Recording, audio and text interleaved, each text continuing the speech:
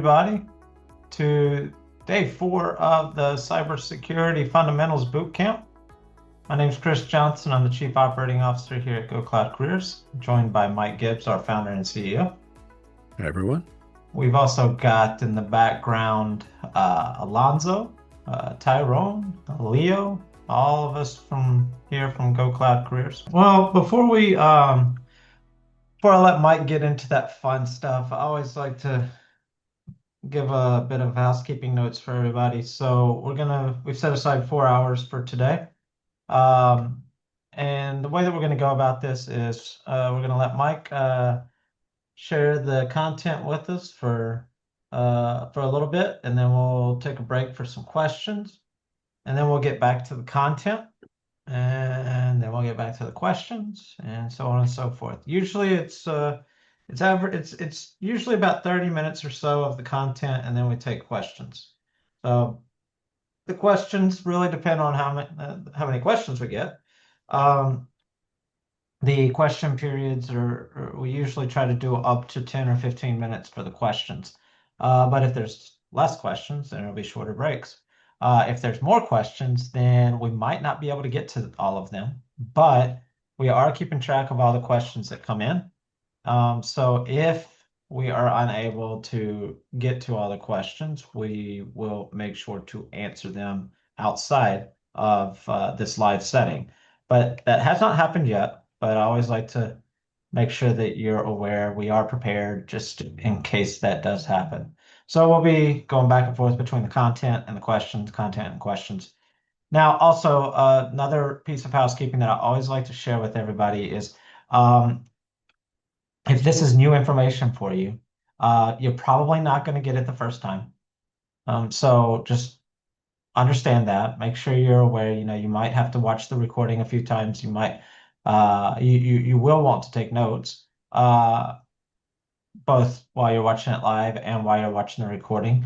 And so just keep that in mind. That's why we record these. That's why we send them out to you, because we know that just like anything that you're learning, you're probably going to need to hear it a few times. You're probably going to need to see it a few times.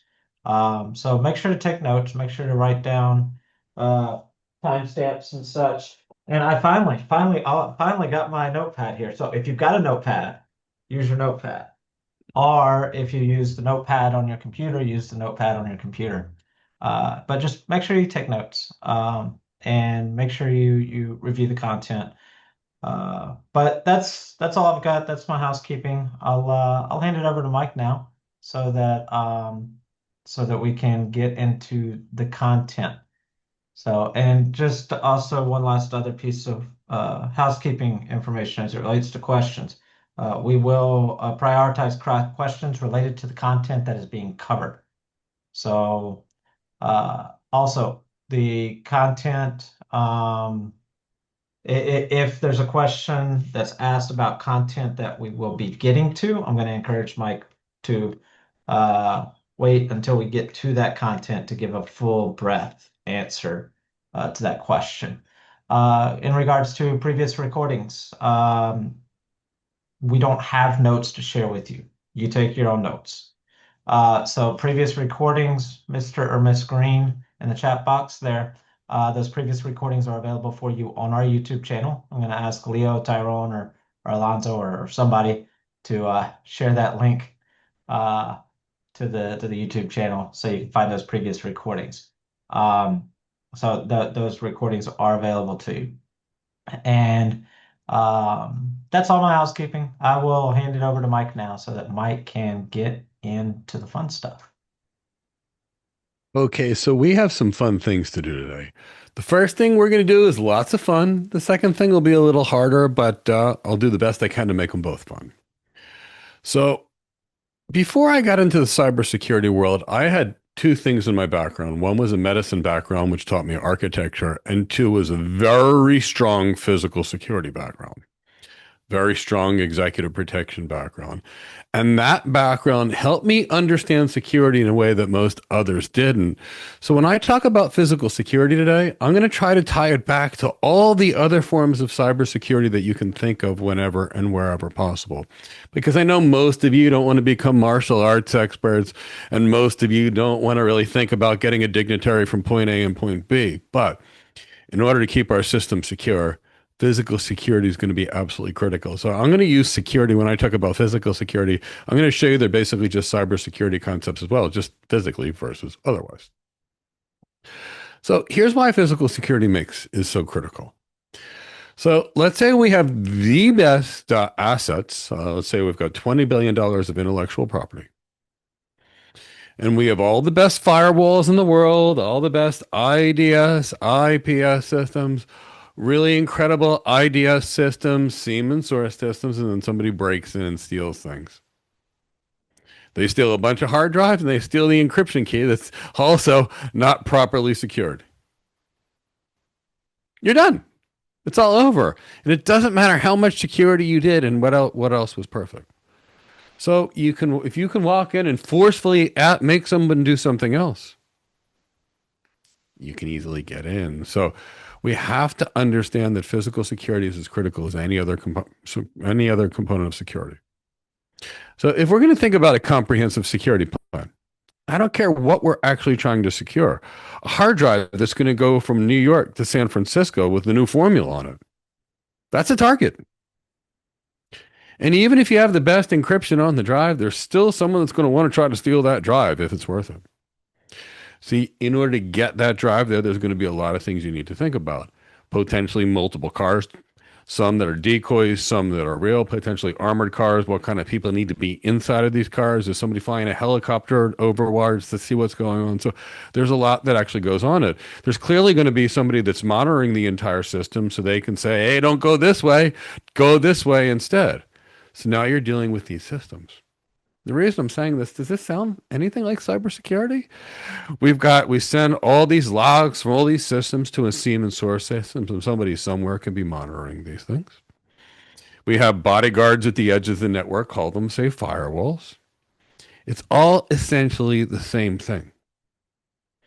So in order to keep anything secure, we need a massive analysis. And that's why it could take a security architect like me 6 months with a team of 15 to 50 people to truly figure out what kind of cybersecurity risk someone has and what it's going to take to mitigate that risk. And that's why we architects aren't on consoles touching the technology, because it takes so much to figure that out.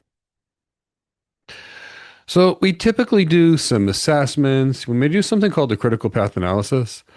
And whenever we're dealing with project management, the critical path is, for example, if I want to put up a new application, I have to have the power in first, then I have to have the networking in second. After that, I have the compute infrastructure, then I need a storage infrastructure to be able to do things. So that's typically the critical path in designing something. But here, what we're talking about, we have to understand the relationships of everything in any architectural design, physical or otherwise. Because if one thing has a dependency on another thing, which depends on something else, and one of those something else goes away, everything will fall apart. So let's talk about a secure facility. Now, when I say a secure facility, this is no different than a high availability private cloud. Or quite frankly, this is no different than any public cloud provider's facilities either, hopefully. So when we look about a building or a data center, we're going to put our technology. Here's some things that we're going to need. Power, a lot of it. So that means potentially bringing lots of power, bringing multiple power transformers inside of the building. Guess what? I want you to think like an architect. Do you think we can have one power transformer for a building? Ever seen one get hit by lightning, blow up? So no, or just one blow up because it's overused. So we need more than one power transformer. You think a single power company is a good idea?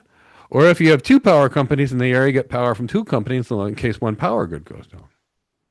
So that's kind of what I want you to think of. So at the same time, what happens if we have data centers and the air conditioning goes down? Nothing's happy. So that means we're going to be in a redundant cooling system. The buildings themselves are going to have a lot of redundancies. Power coming in at multiple places, for example. We're going to have to think about input and output coming in and out of the building, which we'll talk about soon. Heating, humidity control, water, sewage, all this stuff needs to be part of a building. If we have a plumbing failure and it takes out a data center because nobody thought of the plumbing and the secure facility design, that's a problem. So we have to be looking at these things potentially as well as architects. So if we're going to build a data center, and I promise you, a lot of people do, they're not all on the cloud.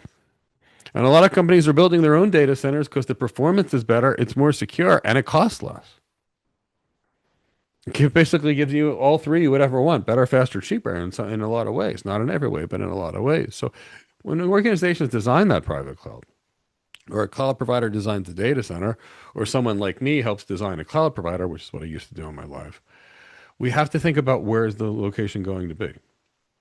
Cost, location, size. You think it's going to be cheap to run it in San Francisco with 40 cent an hour for something like 40 cent per kilowatt hour of electric?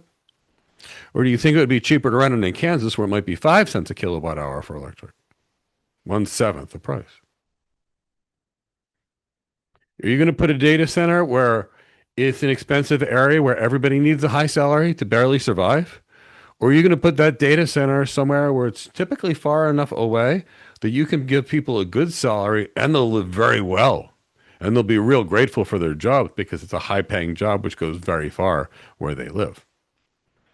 So you typically have to think about that where data centers are designed from a cost perspective. But guess what else we typically have to think of? Can we get stuff in and out of there? Is it an area that's going to have earthquakes? Is it an area that's going to have power problems or hurricanes? So we look at cost. Businesses look at potential taxes that are going to be there, and they look at anything and they determine where they're going to put their technology. Now, how about the way it's constructed? We're going to put our technology in these systems. Would you want a wood-framed house in Florida? Or a shopping mall constructed out of wood in Florida like Miami or Fort Lauderdale?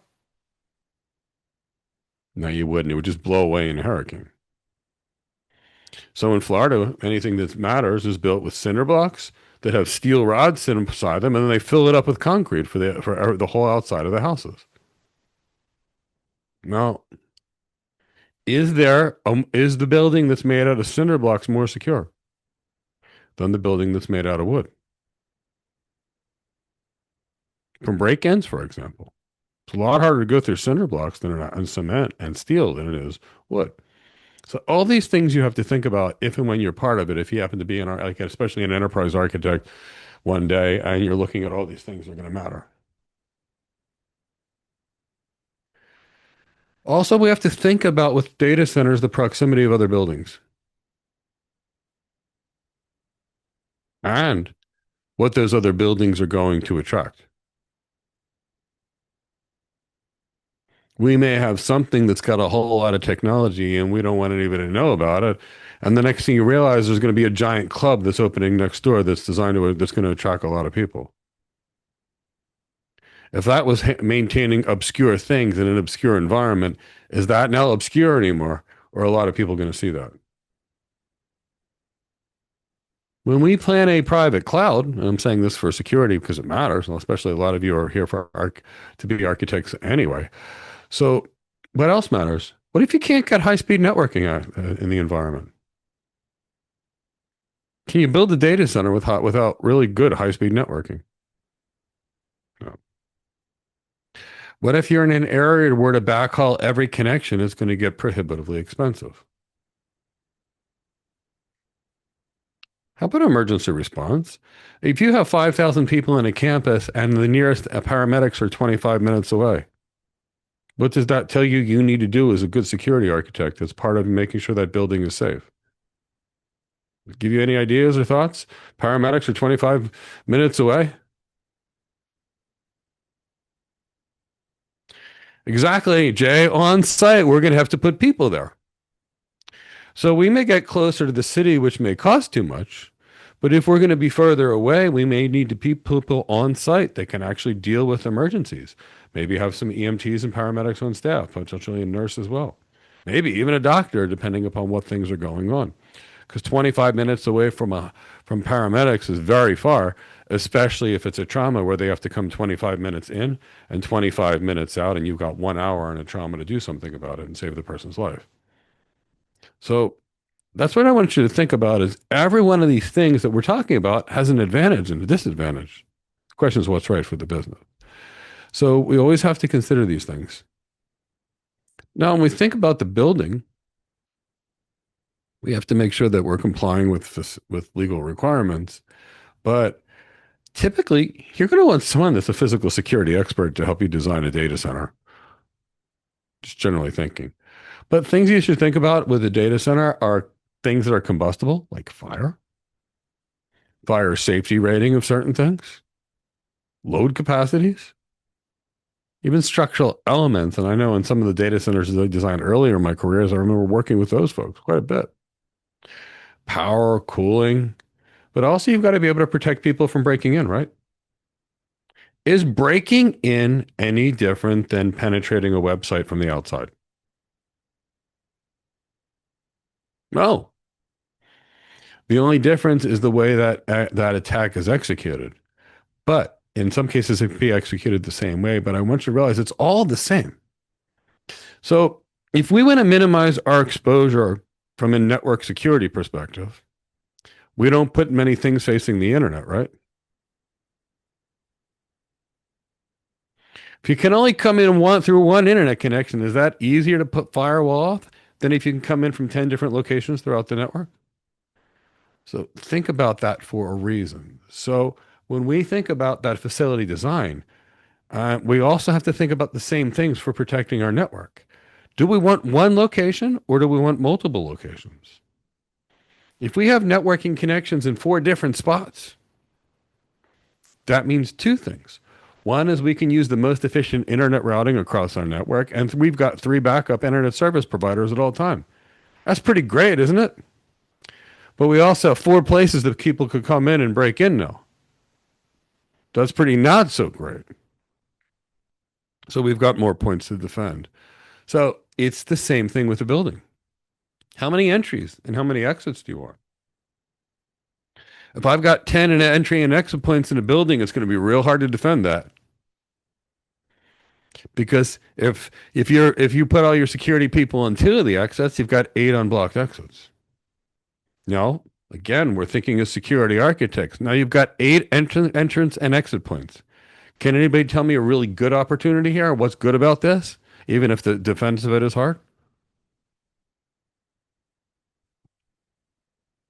8 exits. What's great about that? Put it in the chat box. Emergency exit. Great. We've got a fire. I can get everybody out of that building fast.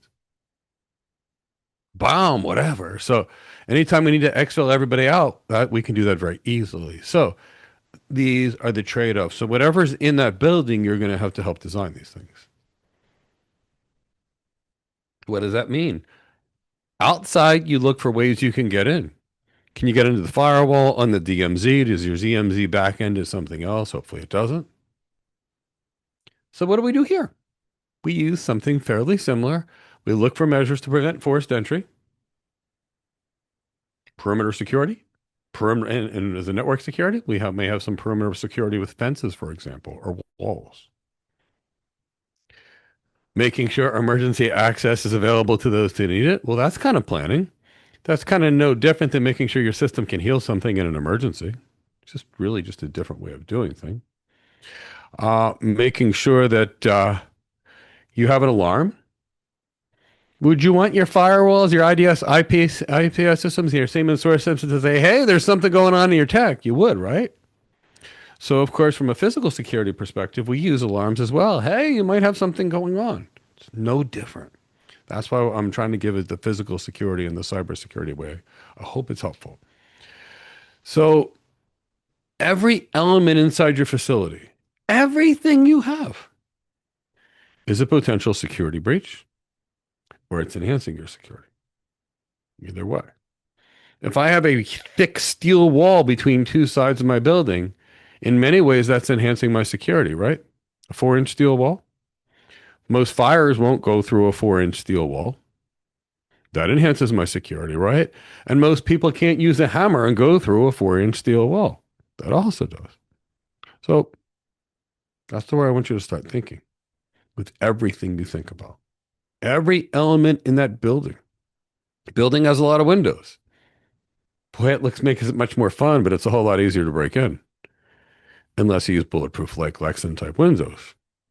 And that comes at a huge cost. So what we're going to do here in order to protect an organization is we're going to introduce something called a control. What are we doing to protect our cybersecurity? We're going to introduce controls. So you may hear controls called physical. You may also hear them called facility, but it's one of the same thing. Controls could be a policy. You don't go to this side of the building. You don't take anything home with you. You don't copy anything from a hard drive. That's a policy. It could be a personal perspective, making sure the people aren't working for other companies, aren't spies, aren't whatever, aren't taking things. The controls involve the technology. If I let you bring in any technology that you can, I promise you it will be hacked pretty quickly. So I need to place controls over what you're allowed to do. And I need to make sure that when you just want to bring in that pineapple device to capture people's Wi-Fi, or you want to put in that other hacking device and you plug it into that Ethernet port that's open on that wall, that you don't get an IP address and you don't get a lot on the network. I need a control for that. Something like 802.1x, for example. And there's others as well that could do that. So that's the same thing. So what we're talking about a lot are going to be administrative controls here. And a lot of that can be the way the facility is designed, where the site actually is, the way the building's designed, and the way you control people. You can use this entrance and this exit, for example. What awareness training? This is huge from a physical security perspective. Not everybody can recognize danger until the danger actually happens to them. It's pretty sad. That's a lot of the population. They can't sense it. They have no idea.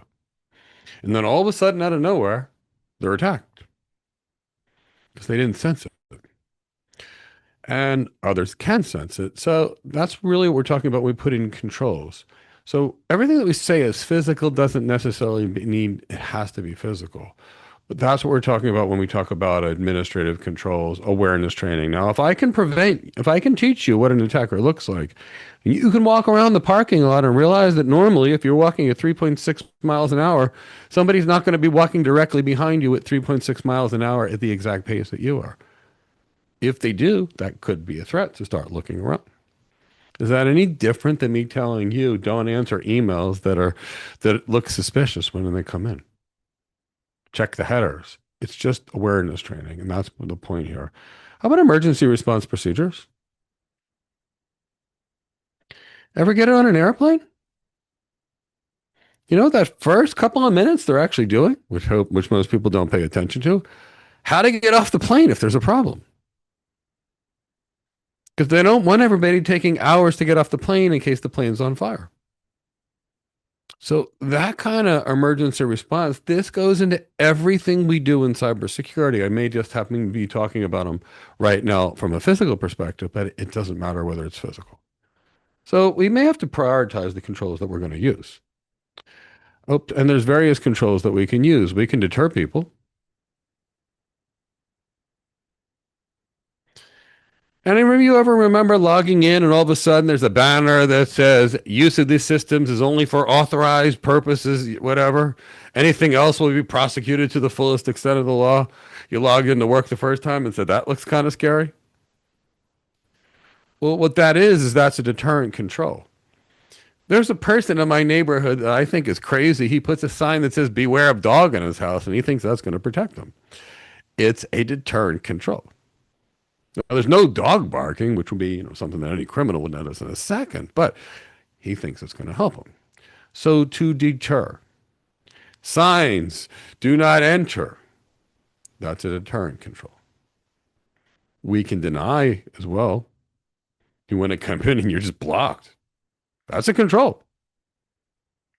Now, could that be an IM control? You try to log in and you're told no. Could that be your IP address doesn't make it through a firewall in network security? Sure can be. So the key to remember is none of this is for any kind of security. It all goes for all kinds of security, whatever we're trying to do. Detect. All right. You ever notice businesses have cameras that are kind of looking around, trying to see what's going on to detect problems, right? If it's a cybersecurity thing and we have intrusion detection, intrusion prevention systems, and SIEM and source systems, it's doing the same thing. It's called the detective control. It's detecting things that are wrong. Now, you can't always, in reality, stop it in real time, but you can delay things sometimes. In the physical security world, you see an attack here coming. You put up a barrier, it slows it down. We can do the same thing. We can rate limit something. We can put up an ACL rule, and networking typically do something like that. Now, at some point in any kind of a challenge, we are going to have to make a decision.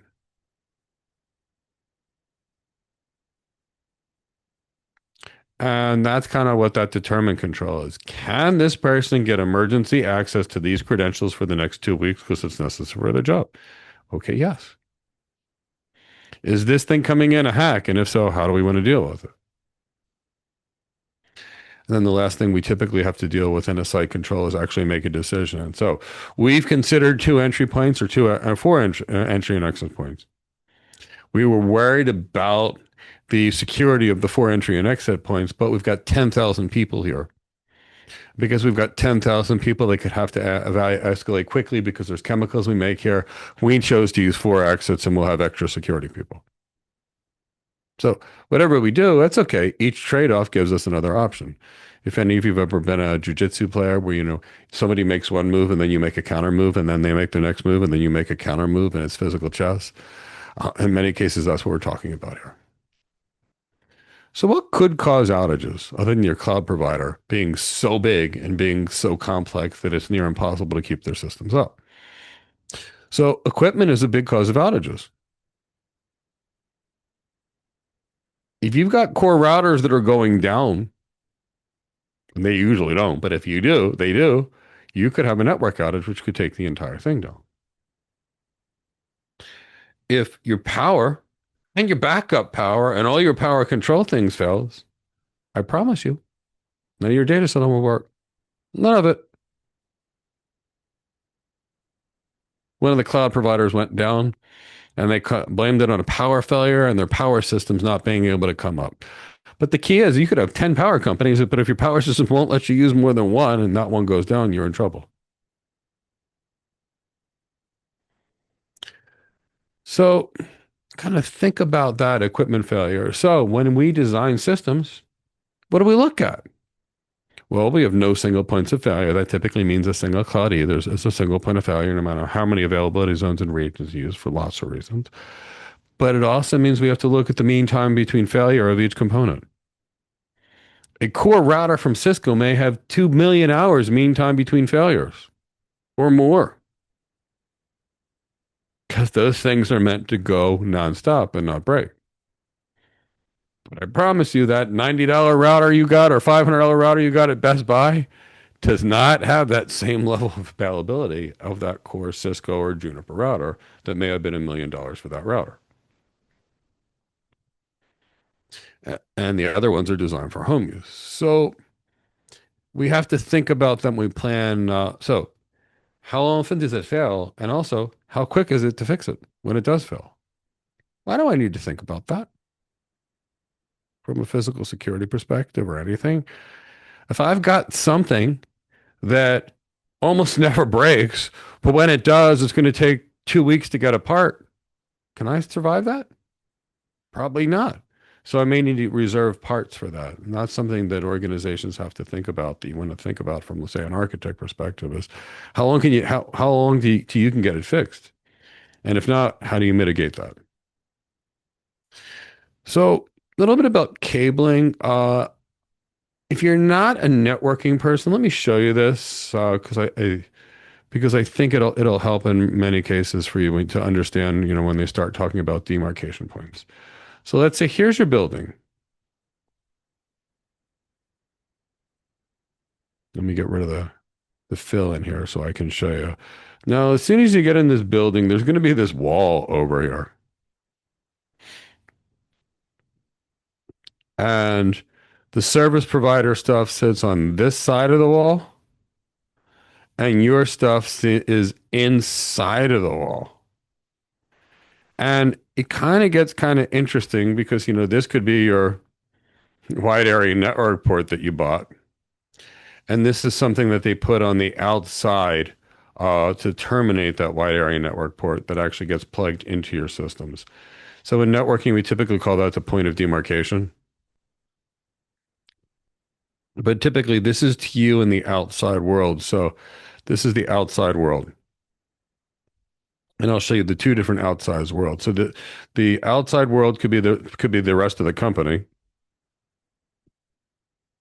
And that would be through, you know, internet private line connections, potentially, or more often than not, if they need any kind of performance. And this could be, say, this is the London office. This could be a New York office, if you will. And then typically there'll be another point of demarcation that's going out to the public internet. And that will go through an internet connection, which is a different connection than the ones that go to the rest of the office. So these are typically your 2 points of demarcation. And then in every building, we'll typically have a uh, a room. This is where the data center would be. And then somehow the way these closets, there's closets and wires that go up to each floor and into each room. They're called wiring closets. And that way on each floor, you can just plug your switch in for each floor. And then you can plug your users into that. But that's typically the way these facilities are designed.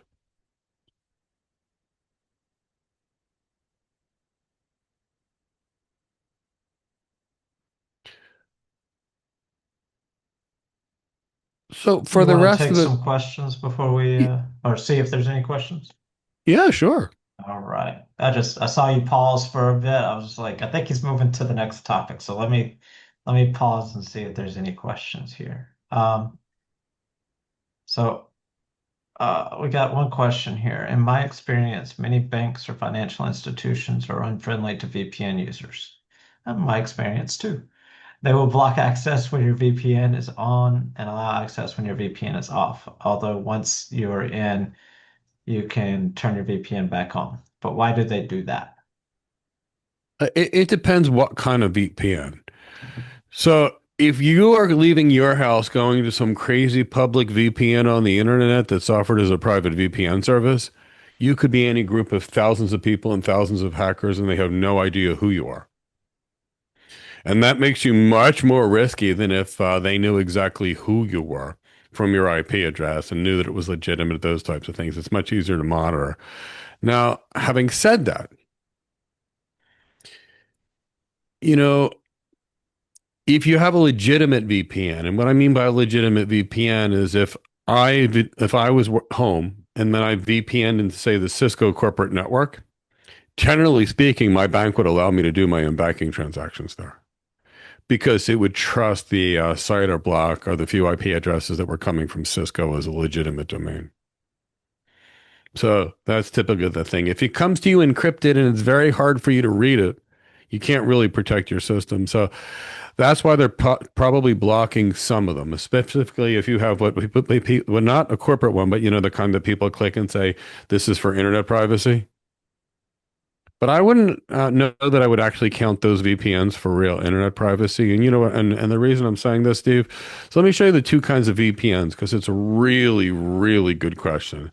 And this same thing applies to the Onion browser or the Tor browser, if you will. So look, and I'll draw the two. So let me just.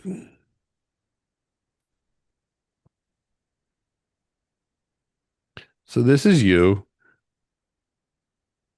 and you VPN into the company site, and this is say a enterprise employer.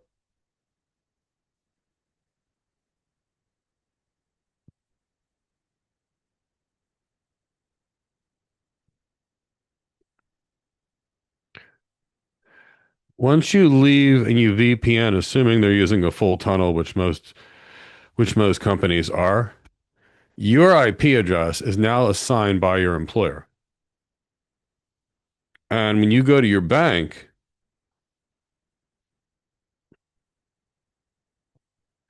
and this gets forwarded over to here, the bank is seeing your employer's address and typically is totally fine by that.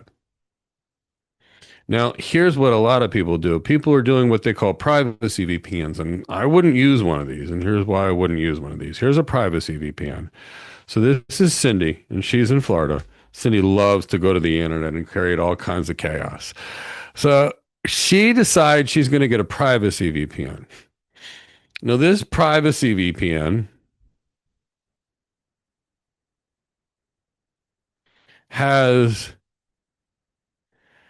every crazy user known to man that pays $19.99 a month or $9.99 a month or whatever it is that they're paying for this for privacy. And now this bank is looking at it and the bank's going to look at this and say, encrypted traffic from someone coming from one of these kind of crazy things. And they might want to block that. Now, here's the thing to think about. So if all of you were creating an IPsec tunnel with this privacy VPN kind of thing, and this privacy VPN, you don't have a lot of control or anything with things that are in that user. So if these people get hacked, or spies or anything like that, or some of them are malicious users or have some bad users, well, your traffic is being seen by that. And that was the same thing with the Tor or the Onion browser, the Tor browser, is it creates these little VPNs, which are great, but then it all sends them down to these unregulated things all over the place, which could actually be sniffing your traffic. So I wouldn't, if I was a bank, to be too friendly to the privacy VPN users. But I wouldn't be blocking, someone that works at Microsoft to allow Microsoft's IP to go in there and buy something. It's just more trusted. I hope that makes sense. All right. So we haven't had any other question come in. So there was a question earlier that's not necessarily related to the content, but I figured since we had a few minutes, we could Okay. ask you. I have a question on tech companies, organizations. Is there a standard process that's followed on how sales development reps and account executives qualify prospects, and when sales engineers or architects decide on when to do proof of concepts? Okay, so the sales engineer or the solutions architect does not make the determination to do a proof of concept. So let me explain what I mean by that. If Would it also be safe to say that they're probably not doing the initial qualifier either to No, they're determine? not. Yeah, that Right, that was usually. the first part of that question, qualifying prospects. So, So yeah, and so actually let me answer the second one and then the yeah, first one. Chris, don't let me forget to I'm answer the not. first one. So here's the thing. I'm an architect. I've got a great relationship with my client. And my client says, and I say, I think we can do this. We can do this. And the client says, yes, Mike. Now, if there's no RFP that comes out for that, we can still close the deal. If there's no proof of concept, wow, we don't have to do a proof of concept at all. And guess what? We are thrilled. So, when do you do a proof of concept? Well, when you and the account manager that's with you and the client are in the position where the client says, I need you to prove to me that your solution will do what it says it was. And we're not talking about the technology working. That's not an architecture proof of concept. An architecture proof of concept is that they want to test a new application for their sales rep. So you build the application, they give it to 5% of their sales reps. The 5% of their sales reps use it for a period of time. And then the sales reps say, hey, we've noticed we've sold more using this new application. And then you've proved it. And then after that, they buy the solution. Now, typically to set up that kind of proof of concept, the customer sets up an MOU or a memorandum of understanding that says, if it works, we're going to buy the stuff. And that's why you typically front end the client, potentially 5, 10, 15, $20 million a year even for the proof of concept just to prove it. Because there's the understanding that if it works, once you get to that point, you've got a relationship, you believe it, and you move forward with that, and that's a risk on the side of the company. So that's typically when the proof of concept is decided. Now, of course, we architects, we're not coding a proof of concept. That's the engineer's job. We're going to determine what we have to prove. And it's not that the technology works. It's, did we enhance sales? Did we affect the business in this way? So we have to determine what we have to prove in the proof of concept. Then we have to determine what scope, what we're going to proof of concept or not proof of concept. Then we're going to have to think about what kind of people we need, how many engineers we need to build this proof of concept. And if it's a huge proof of concept, you may need to bring in some couple of project managers to help you because you might need a team of 50 people for the next year with many big milestones. So that's that question. Now, the first question is, how do you typically get meetings as an architect? And it's going to determine how far along you are in the organization. So typically inside a tech company, so there's what you call the inside sales reps. Now, the inside sales rep is a training ground for sales reps, although you don't have to start this way. And they're the people that spam you with email all day and they call you, would you like to meet with XYZ company? You get about 100 of these messages a day. And they are going out there to find the one or two people that says, yes, I will meet with the people from your company. Now, at that point, typically speaking, the sales rep and a sales engineer is going to go to the initial client meeting. And they're going to determine what the client's actually interested, quantify them to determine if something's real. And then once they figure out that it's typically a bigger thing or a more complicated thing, that's typically when they bring in the solutions architects, because you're not normally going to go in there as a solutions architect for a $300,000 thing. The sales engineer will do that. You're not even going to go in there for an $800,000 thing in most cases. But when that sales rep quantifies the opportunity as, say, $10 million, they're bringing you in as an architect, as that person that can translate between business and tech to help the sales process, to help coordinate things. And that's why we typically work in large enterprises. So that's typically going to be the process for them to get us in there. And they're going to be able to say, this is a big opportunity and I need 3 architects or 4 architects or something like that. That's typically for the solutions architects that are pre-sales. Great questions. Right. Well, there aren't any other questions, so I'll let you get back to the content. Okay, so let's talk reality. We need a data center in all cases. Now, we can have a physical data center, which we build ourselves, or we can rent space in somebody else's data center, which is called cloud computing. But there's no such thing as an organization that doesn't have a data center. It's just where you put it. So that data center needs to be locked down. What happens if somebody just walks into our cloud provider, walks right in, steals some hard drives and plugs in a sniffer on a spam port and sets up a spam port on the network? So they can use a protocol analyzer to capture a lot of traffic saying on that VLAN. That's going to be a nightmare, right? So at minimum, access is going to have to be restricted, badges, smart cards, etc. Usually we'll need a lot more depending upon how much tech we're dealing with.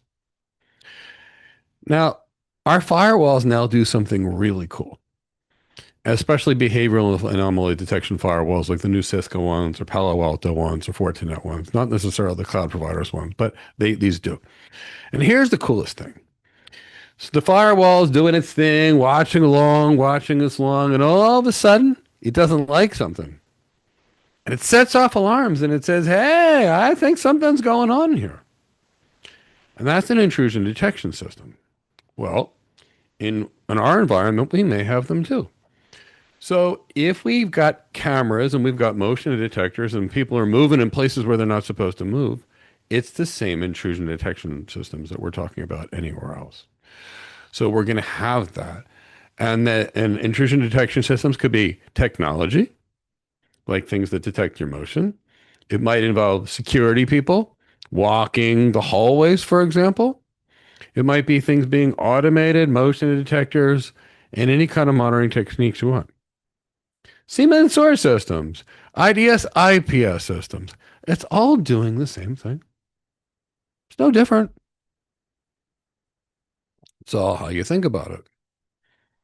Okay, so this is one thing that I learned. My first professional job was an EKG monitor technician at the hospital. And here's what I did. I stared at 20 EKG screens along the way. And I stared there and I looked at each one. And as soon as the monitor would go bing, bing, bing, bing, bing, bing, bing, bing, bing, and it looked terrifying on the monitor, I walked in the patient's room and I realized that they pulled the lead off. And no, they don't have a lethal dysrhythmia. So, and that's called the secondary verification. So let's say I have motion detectors and a cat runs around. That may set off that motion detector. So we have to be able to check and make sure that that is a cat versus an attacker. So even if we have something, because ding, ding, ding, we can have cameras that start searching around a room, but that's realistically what you need. And maybe you have a security guard check as well, or a team of security guards based upon the risk. That is no different than what we're doing everywhere else. So cameras are really about detecting undesired activities. So the first and most important, where's the most dangerous points of your network? Ingress and egress, where your data enters and leaves your network. So where's typically the most dangerous places of your building? Where people enter and leave. Unless they can figure out how to jump on the roof with a helicopter and then climb through walls or whatever, it's the front door or the back door. So that's typically, we need the most cameras first. Now, what about if you've got a data center? You think you might want to monitor that area too?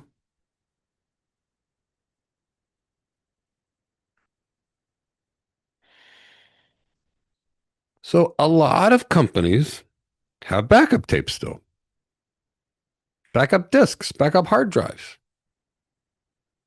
Unfortunately, I've seen a lot of companies that don't put a lot of effort into securing these hard drives. You know, those little cabinets with the $50 key that you get that are they're like $200 with the key that's like this that you could break open in about 2 minutes. I've literally seen corporate data centers in little racks like that that you could break in 5 minutes with a hammer. And I think that would be the right tool, but I'm not really good with tools, but very flimsy. And that's the key. So we may have to store various types of media. It could be flash drives, anything. And the point is we have to protect that against theft. So our hard drives that are stored somewhere now need the same level of security we might need if it's a data center. Potentially physical security, guards, and a whole bunch of other things along the way.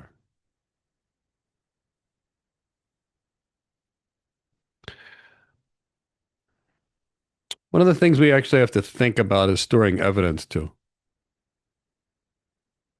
It's part of our physical security environment. So if a hacker breaks into our systems and we've got forensic evidence of who they are, it's a lot easier to track them, right? And it's a lot easier to prosecute them. We have to get this concept called the chain of evidence. So let's say there was a criminal. The police found a piece of evidence. The police lost it for a month. Then a stray cat brings it to someone, and then they find the evidence and then turn it into police. Is that evidence believable at that point? No, because anything could have happened along the way.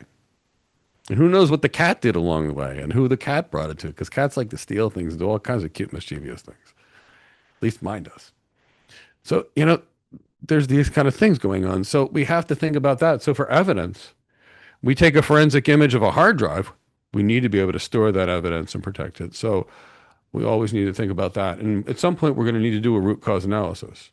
And that evidence that we're going to store is going to help us. So we typically need dedicated storage systems for evidence that are separate than the ones that we store for our online work.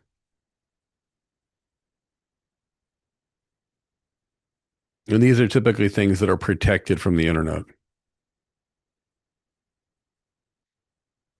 Now, when it comes to a building, have you ever been to a high security building and they say you just can't go in there?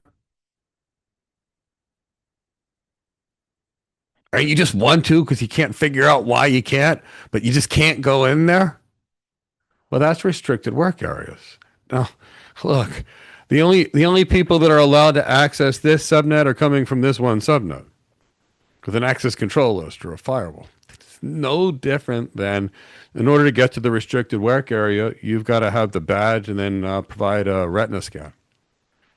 It's no different at all. So, in these environments where we're going to keep the really secure stuff, it needs to be in restricted areas because we can't have anybody just walking there. Because if as closer you, when the closer you can get to whatever you're trying to attack, the easier it's going to be.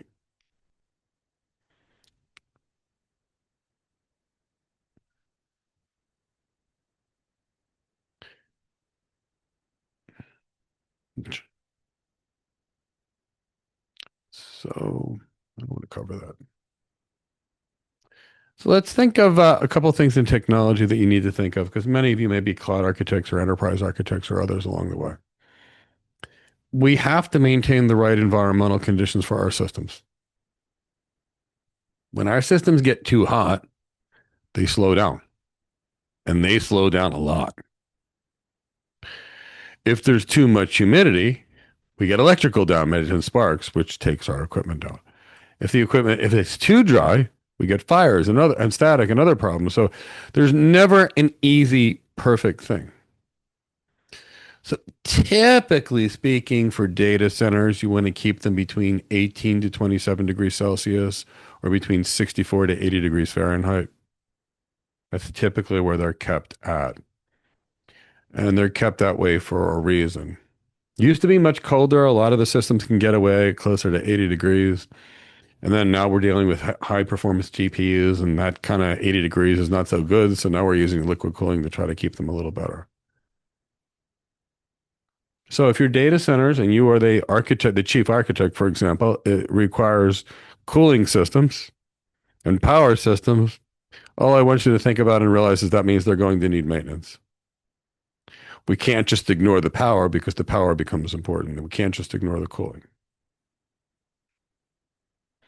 Humidity levels typically we need to maintain for sensitive technology are typically between 40 and 60% because that gives you that static, prevents static, but at the same time, you don't get corrosion. Computers don't like being outside in a garage in Miami. They just rust. Everything rusts in a garage in Miami for that reason.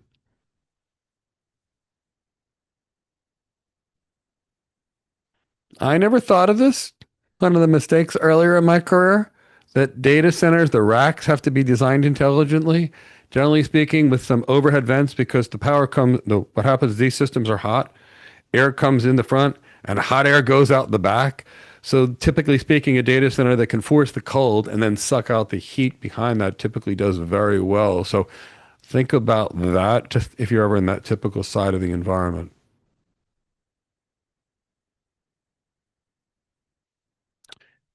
Now, water. One of the things we typically think about in physical security is fire, right? And fire needs a couple of things to work. It needs heat, it needs fuel, and it needs oxygen. So often we think to use water first in a fire. We'll probably talk more about that in a little bit. But what happens when we use water with computers that are on?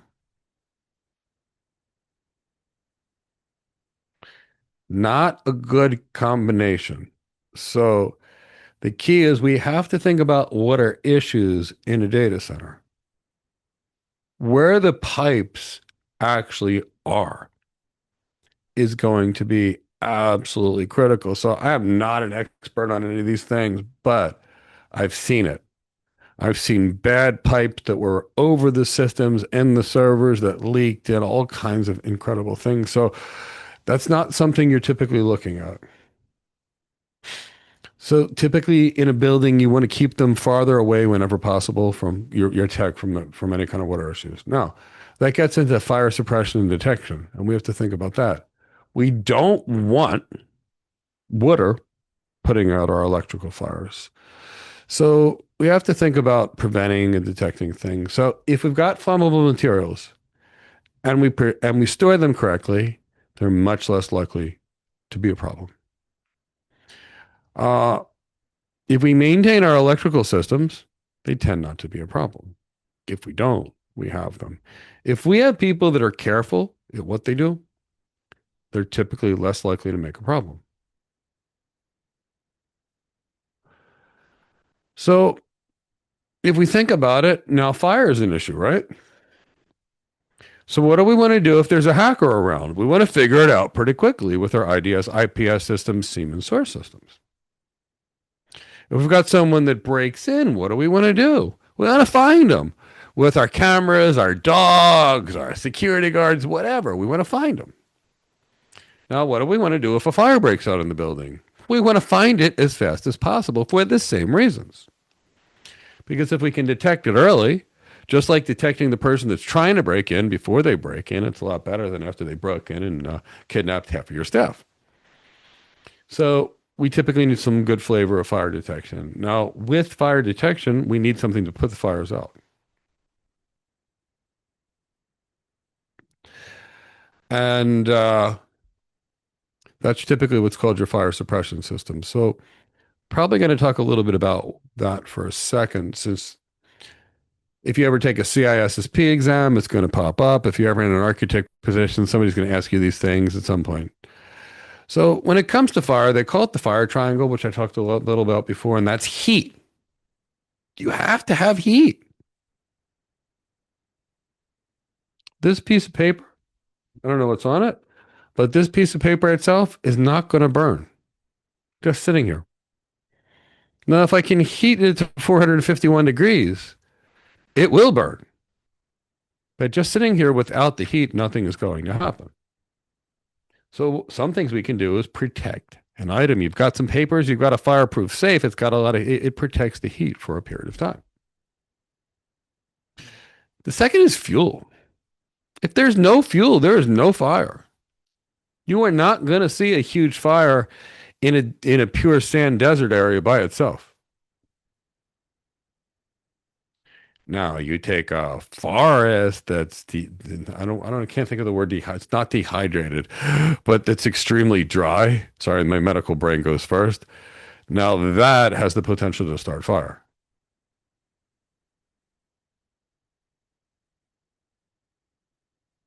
Because there's fuel there. So we need to think about that, because if we've got generators and our generators are too close to, and our fuel's too close to something, and we've got a fire, we have to think about where the fuel goes. Now, the last thing is oxygen. You do not have a fire without oxygen. Why am I saying that? No oxygen, no fire. So if you can't use water on electrical gear, one of the only things you can do is get rid of the oxygen. No oxygen, no fire. You can't cool your servers with water, which is what you would use to drop the heat. So the only thing you may have is oxygen to play with. So how do we do that? Well, in that data center, we have things like CO2 that'll effectively remove whatever oxygen is in there. So there's no more oxygen to burn. We used to have a gas called halon, which was extremely effective at stopping fires by removing oxygen. Anybody comment what you think of the problem of removing oxygen from a data center in that chat box.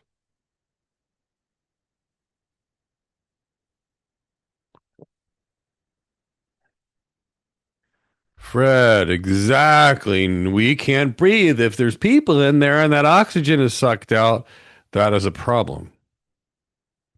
So we need to make sure that if and when we've got these type of fire suppression systems in a building, that we've got a way to get the people out, and we are not sucking the oxygen out with the people.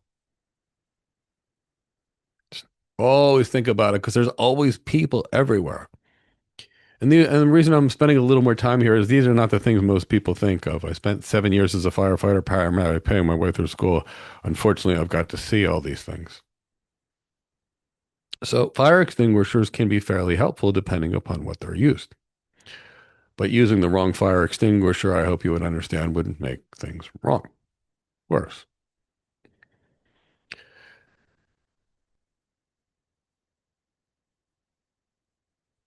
So I don't, I don't want to bore you with fire detection systems.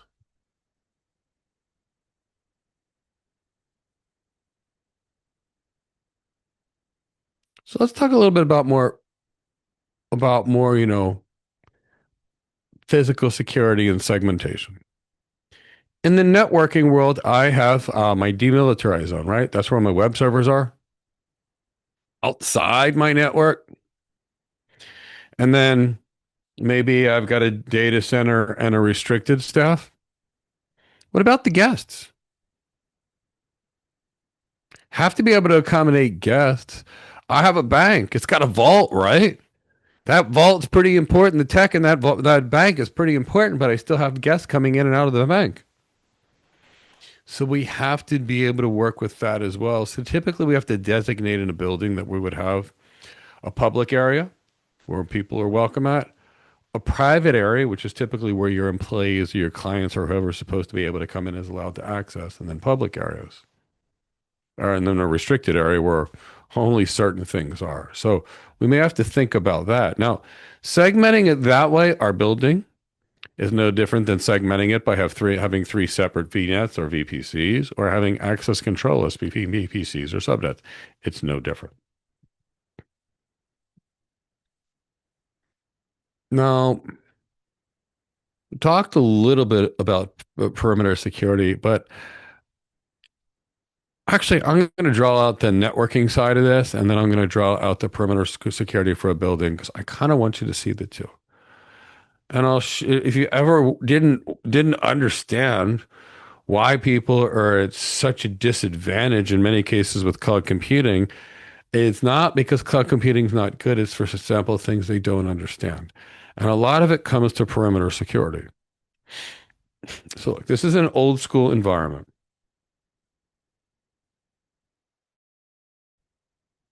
And here, inside here, is all private stuff. It all has private addresses and none of it's reachable from the outside world. We then had internet connection. So this is the internet. And we had our firewalls over here. And then over here, we would have, say this would be, we would put, say, a web server over here. And the only thing that this firewall would permit would be TCP port 443 going to that web server from the internet here, and nothing from the internet would ever be allowed in. This is great. We don't have any problems here. Now, take this to the cloud, and many people do this, which is absolutely terrifying. They take one VPC and they put over here their internet connection. Then over here, what they do is they put their public subnets, their web-facing subnet, terrifying. And then behind that, they've got private subnets.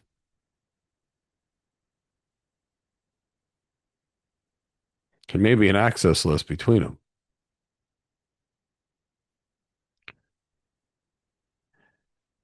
This is nowhere close to the security.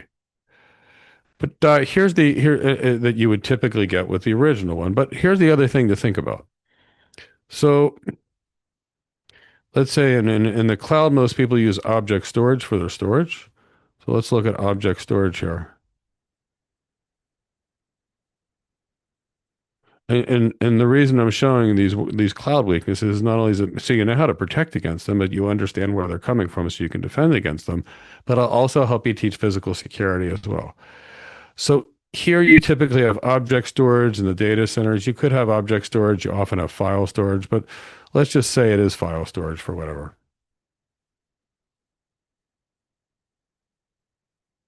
Now here, your user Cindy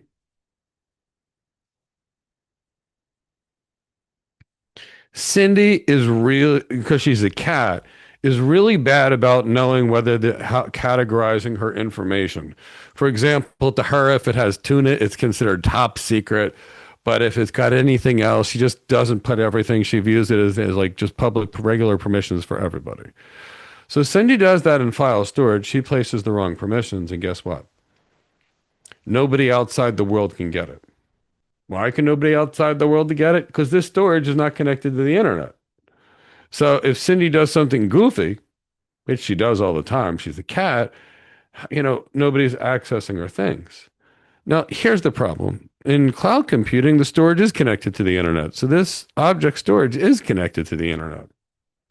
So now Cindy sets the wrong permissions over here.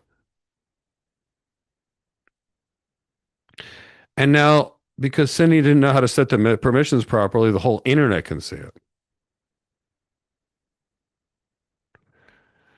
So if we look at that, what changed?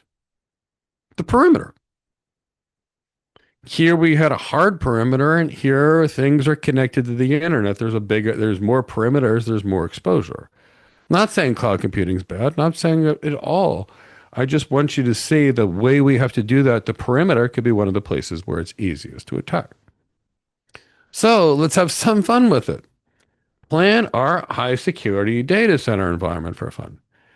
If the data center is in the middle of the ocean, and somehow you've got high speed networking connections, and somehow you've got all the people that want to stay on this facility outside in the middle of the ocean, at least 5,000 miles away from everyone.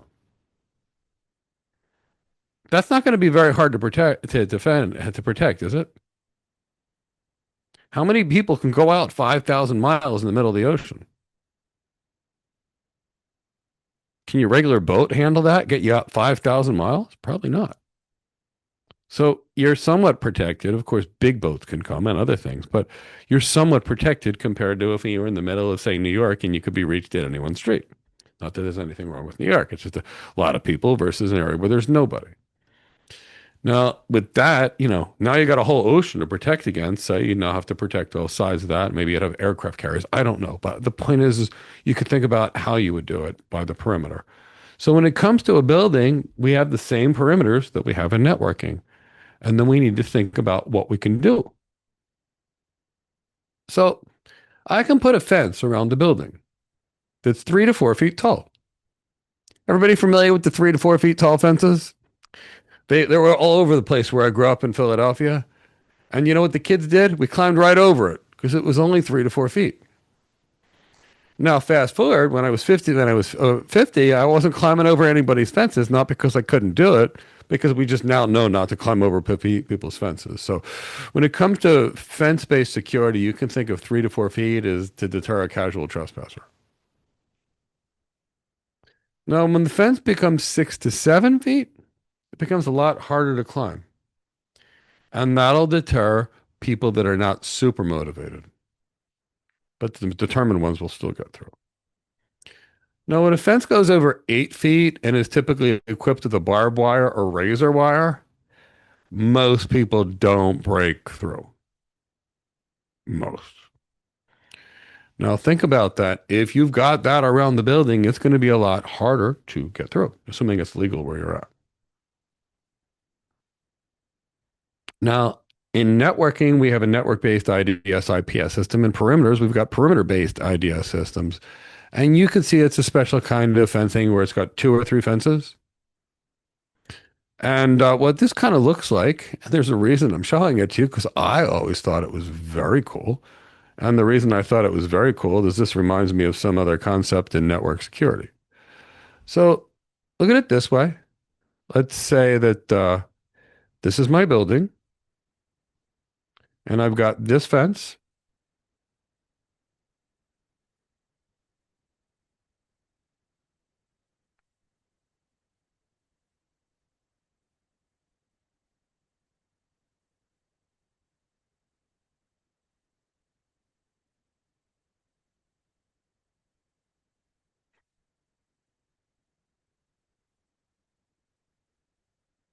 Little door over here. It's pretty good, right? It's not that easy to get past that fence. But when we get into this perimeter intrusion and detection and prevention systems, here's really what we're doing.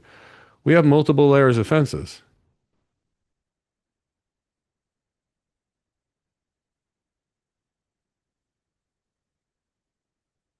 typically three. Let me just do this. And I'll show you the way these are at, because I always thought this kind of setup was pretty cool. You may see this in a military type environment.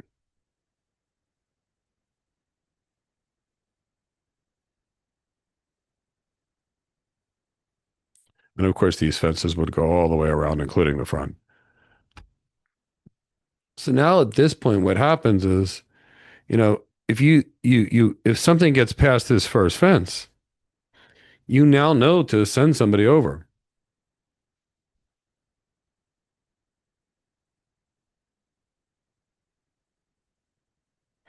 And not only do they get alarms when somebody gets past it, but they now know a very small, semi-contained area. And then they've got another set of once people get activated because something happens here, now you start sending more guards into this area to make sure. And of course, this area covers the entire thing. So it slows the attackers down and it gives you more time to respond to them.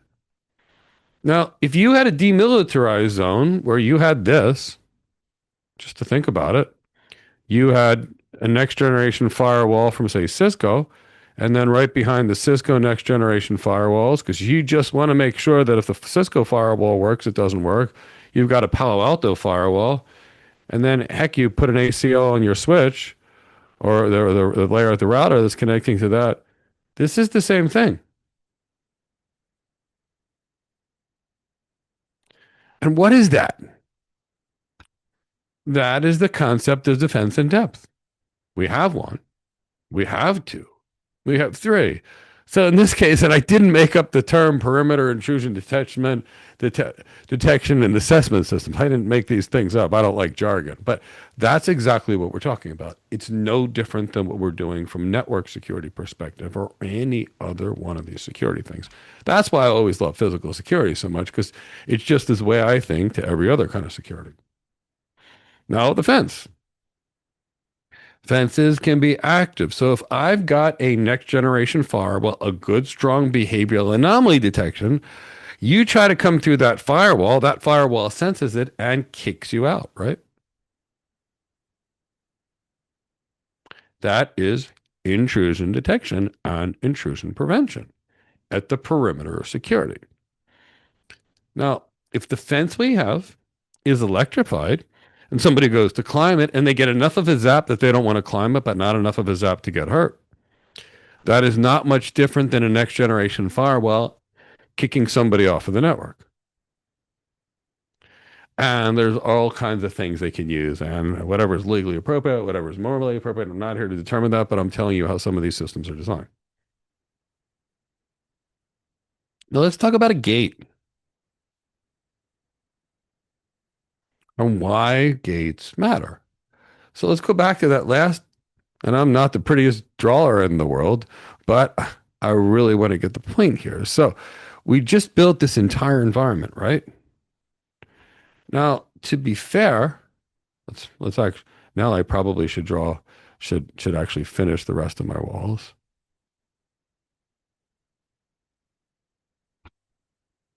For argument's sake.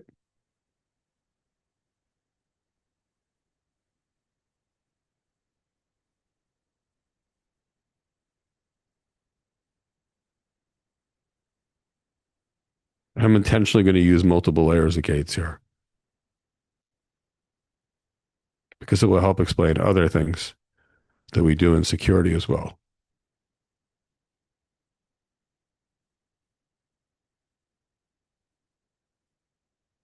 Okay, so now we've got a building and we've got a gate at each layer. Why are we doing this?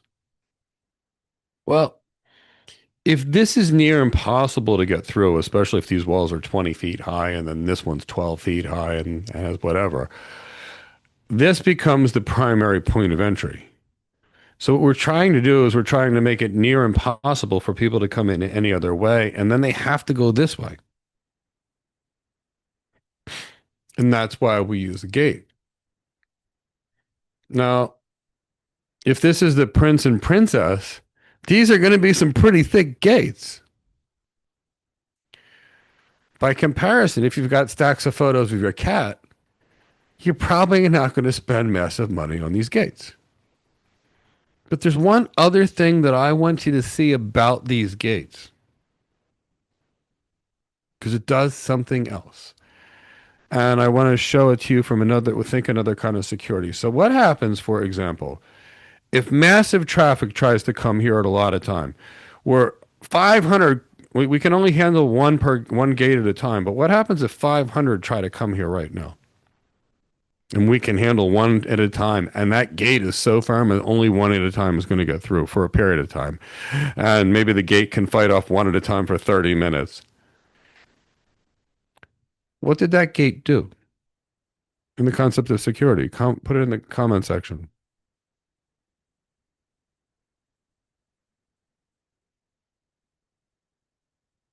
It is funneling, but it's doing something else.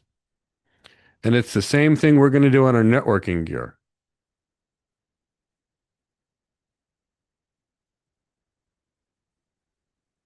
Well, what it really did, it's a degree of flow control, right?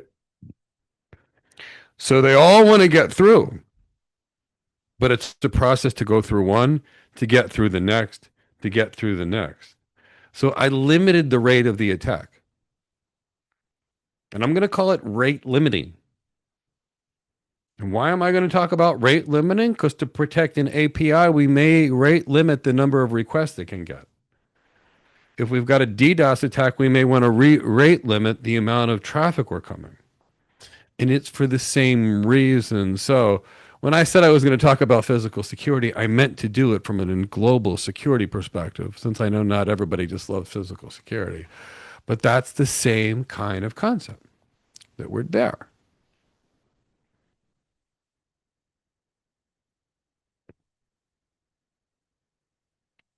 Actually, let's talk about trussels and turnstiles for a minute too, because it kind of is another similar cybersecurity environment. So you have this environment.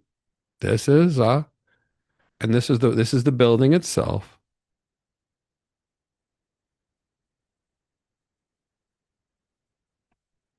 Let's get rid of this fill. And then inside of this thing, we've got like really strong glass doors, and basically you've got one that goes this way. You've got a glass door that goes this way. And you've got a door over here where the person enters into the system. Person comes here. Then this thing spins. So this person goes. The next thing spins around. This person goes. Then the next person, when this spins around, will go. So we only allow one at a time to flow through these systems. And guess what? If we don't like what someone's doing, we can just stop that thing and trap them in there. What's that look like to you?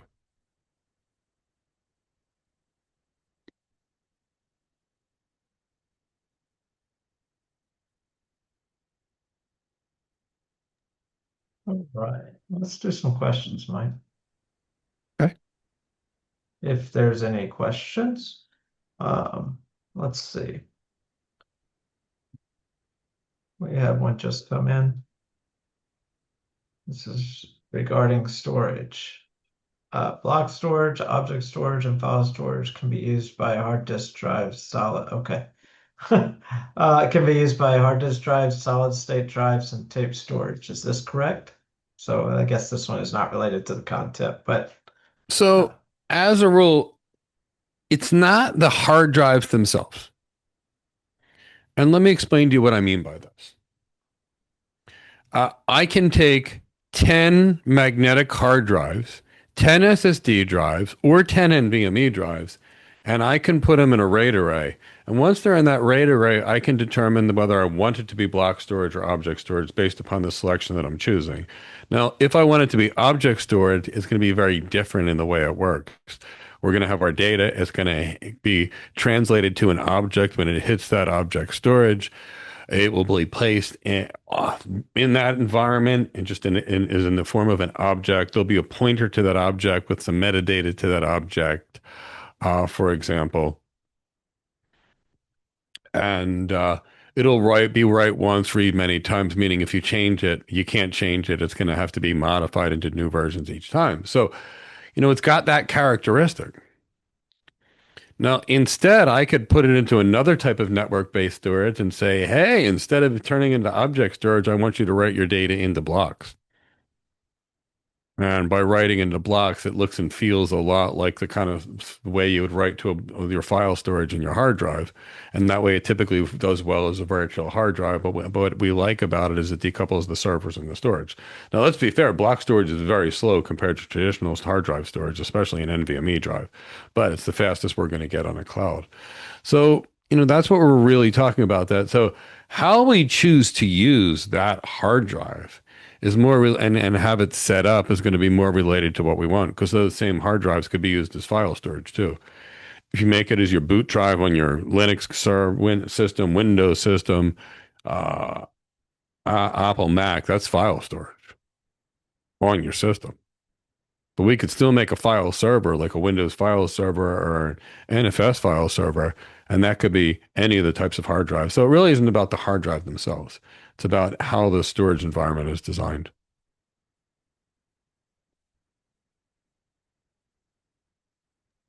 All right. Let's see. Let's wait a few seconds, see if there's any additional questions. If not, we can move on with the content. Just wanted to make sure I gave everybody the opportunity. And let's see if all these environments are using RAID.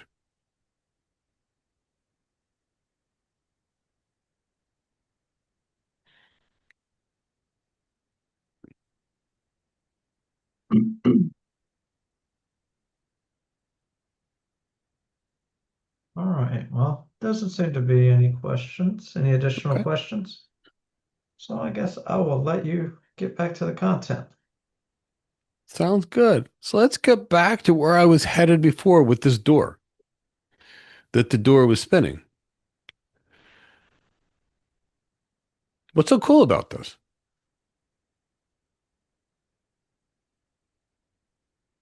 One is I can stop you here, right? And two is if it gets really busy and our security people are getting overwhelmed, I can stop this for 30 or 45 or 60 seconds that I need. So that gives me the ability to keep outsiders outside the building, for example, which may be less threatening to me. So this is rate limiting is another flavor.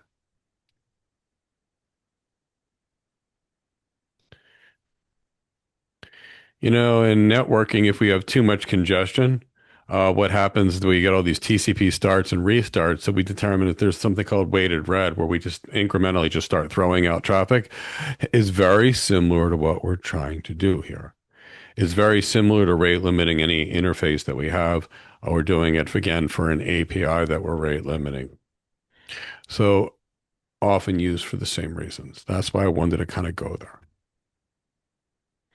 Now, when it comes to the security of a building, lighting matters.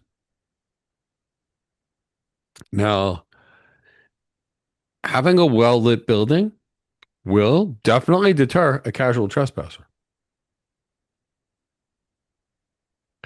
Now, someone that's smart and deeply intent on breaking into your building will look for an area that's dark and use night vision goggles. But basic lighting keeps basic people away. So we should think about that. It means indoors, parking lots, walkways, entrances.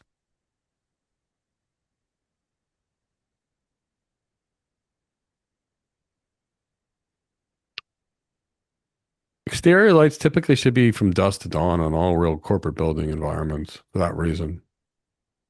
Inside can be motion sensor, whatever you want to use. But understand it's not enough.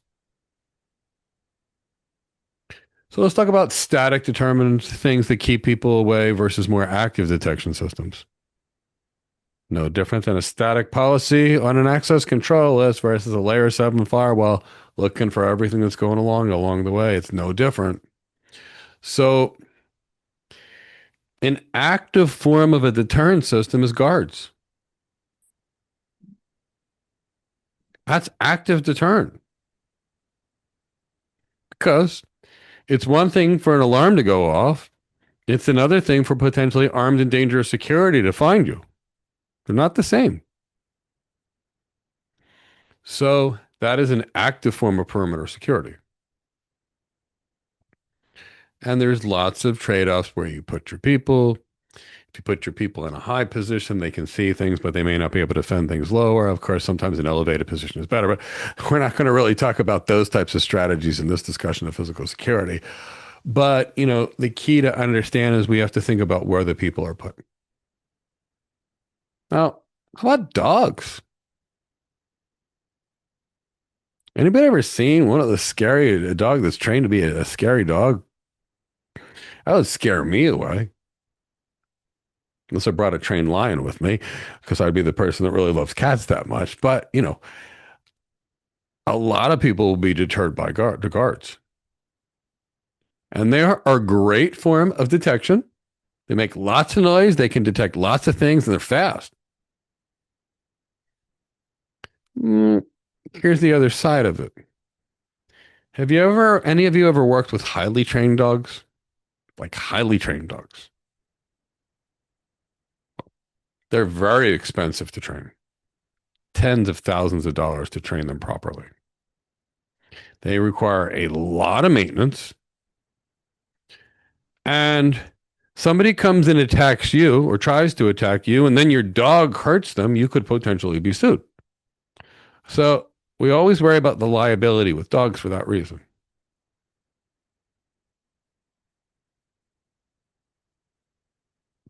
So let's talk inside the building. Generally speaking, you should have some kind of visitor management system for a building. If you've ever been to a highly secure building for work, you may notice that you are escorted everywhere you were going by someone that was authorized to be there. They didn't let you just wander around on your own. Like to go to the bathroom? Okay, I will take you there and wait for you to come back.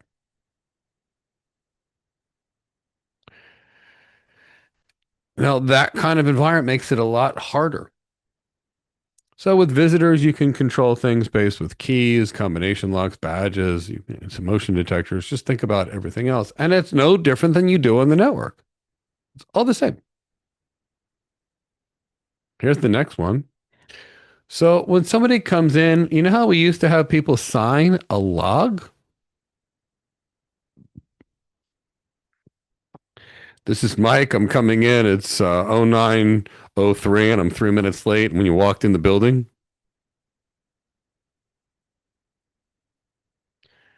And if you worked in any other building while you're there, every time you'd swipe your badge and every door that you open or close, that would be logged.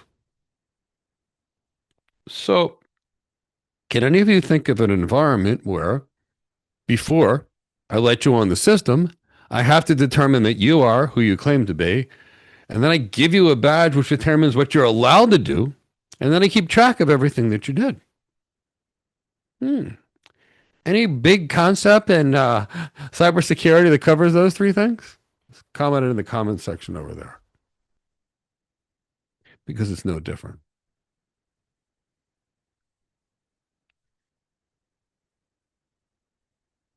I get a lot of comments on that one, which is slightly scary. Okay, good. We're starting to come in. So that's your IAM. Exactly. It's no different. So we have to think about that. So maintaining those access locks. So locks, make sense. Keep something closed for security. What about key-based locks? Not that hard to pick a lock if you're trained. And if you ever didn't want to know, I'll tell you, I used to lose my keys all the time, and Locksmith was amazing how fast they could enter my house for me. So there's that. So it keeps honest people out again. Electrical and a programmable lock is pretty easy to change. And it can monitor if it's opened or closed, but they can be hacked too. So how do we monitor the effectiveness of anything in security? How do we monitor the effectiveness of anything? Well, we determine what we're going to do. How about things that we might track of the number of successful intrusions into the system? Think that might be something that we would track from a cybersecurity perspective as well as a physical security perspective. The number of successful breaches into our systems or breaches into our technology, number of successful incidents where somebody actually occurred, number of disruptions in service, number of unsuccessful attacker attempts. These are the same things that we would measure in physical security that we would measure in cybersecurity because it's just security. It's just each form of security does it a little different. Same principles, different tools.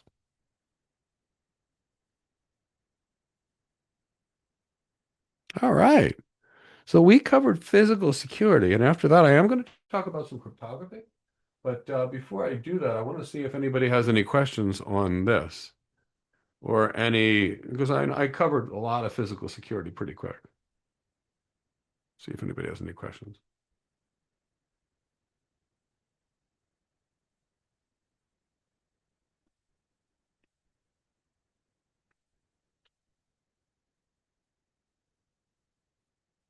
All right, let's see if there's any questions related to physical security before we move on.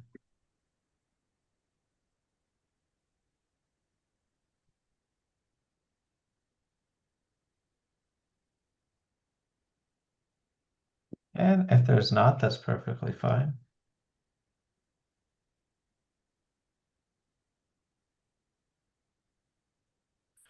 Can defense in depth also be achieved by the roles assigned to the employees by separation of duties?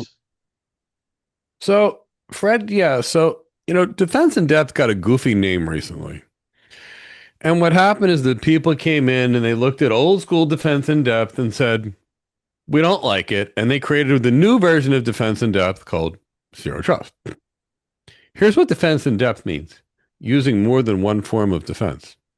So if I have a separation of duties, if I have job rotations, if I've got locks and badges, if I've got a good, strong IAM system, that is defense in depth.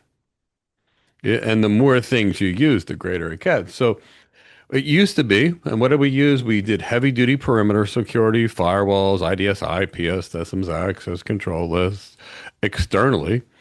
And then inside, we use this VLAN segmenting, access list segmenting, and then identity and access management. That's what we used to do. But what happened is we lost those good perimeters. So now we have to think about bigger problems that didn't used to exist. What happens, for example, when your cloud provider's equipment is stolen? What happens when your cloud provider is attacked? What happens when somebody did something wrong at your cloud provider and now your hard drives are missing along with theirs? So that's why what was working really great became not so effective in cloud computing. So what did we do? Now we say never trust, always verify. So we authenticate everything. No, we encrypt everything like we did anywhere, which we did before. Now we're determining what you can do before you did it, just like we always did. But now we're adding some context aware IAM and some decisions based over there. And you know what? It's a new version of a defense in depth. So I love defense in depth because what it really means is the more that you actually use. Now, which type of architecture framework you use to design it, it's all still defense in depth because what is zero trust? 6 or 7 or 8 forms of defense in depth going on at the same time. So hope that makes sense.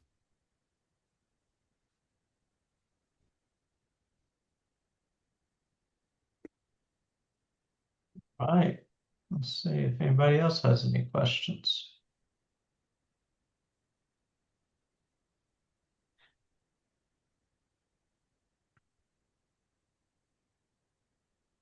What role does two-man control play in security? Actually, a fairly big one. So let's explain what that actually means. So let's say I have something that's critical. And we're now in a bank. And in order to place a trade greater than $300 million, I need 2 people to do it at the same time. I need the chief operating officer, the chief financial officer at minimum to turn a key or something like that. That means you couldn't do it. If I have a weapon system and I don't want anybody getting access to that, I want to make sure that somebody whose wife was kidnapped, that will do anything to not to get the wife back, won't be in a position to cause damage to me. So that's really what two-man control is, or two-person control. It's making sure that you always have at least two people, and that way it's much harder to execute an attack. Because it's easy to compromise one person, but it's pretty hard to compromise two, especially if you're dealing with really good, honorable people. That's typically what that's for. And that is another form. I would call it more of a defense in depth as well.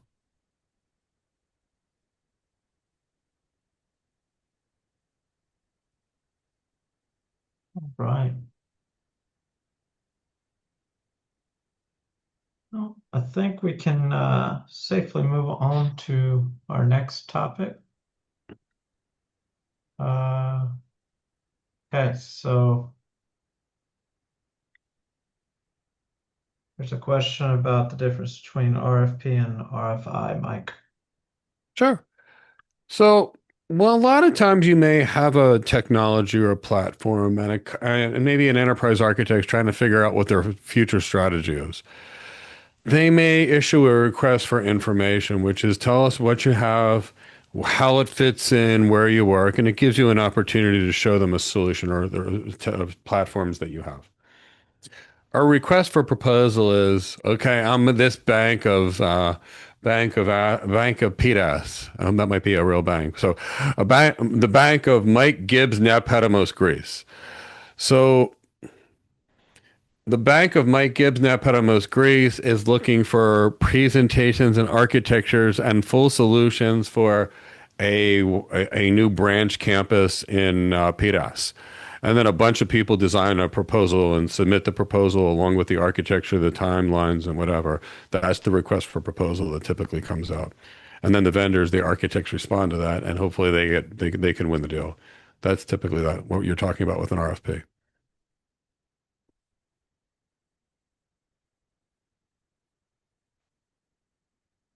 Raja,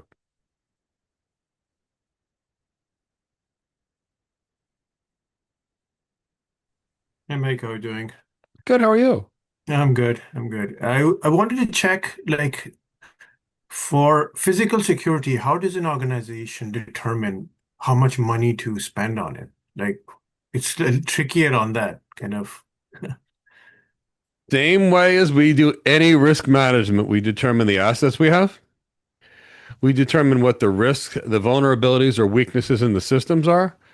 Then after we do that, we have to determine, you know, what are our biggest problems, and then we prioritize which problems we can solve. Then for the rest of the remits that we have, we say, does it make sense to mitigate the risk? In many cases, it does. Can we not mitigate the risk, and so we're going to just choose to accept the risk?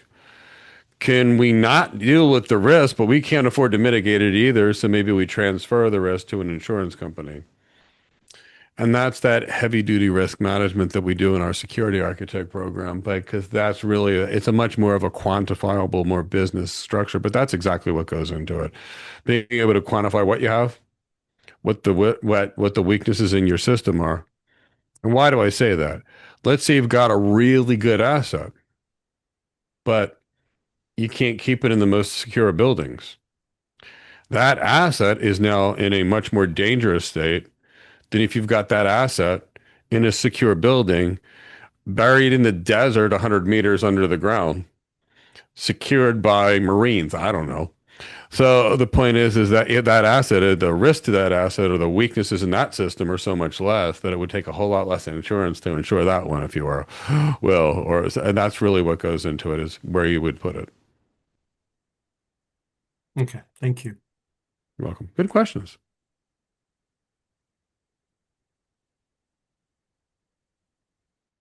All right. Well, let's let you get back to the content, Mike. Let's talk a little bit about cryptography. Okay, so what is cryptography really?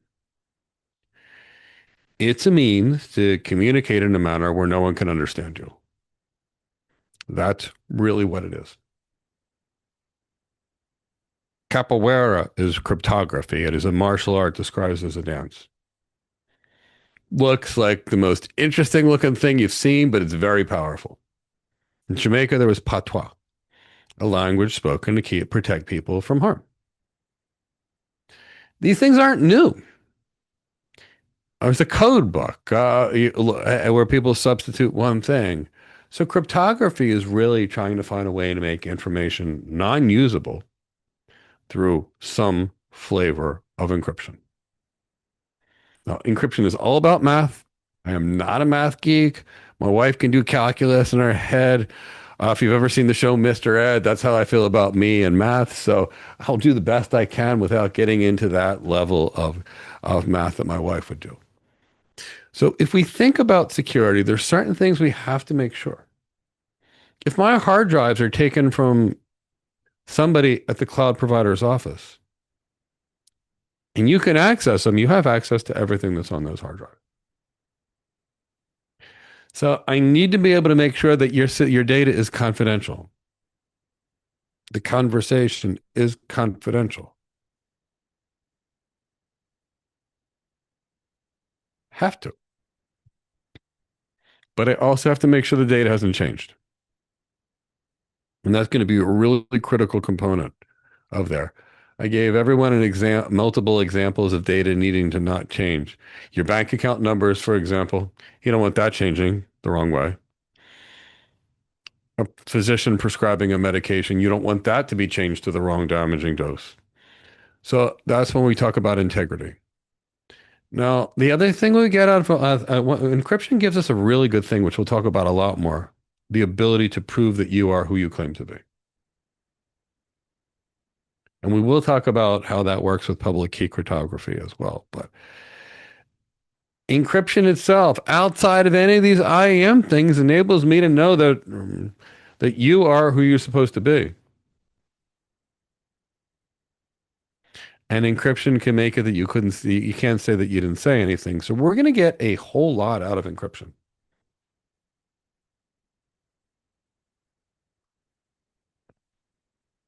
So typically, where should we be thinking about encryption?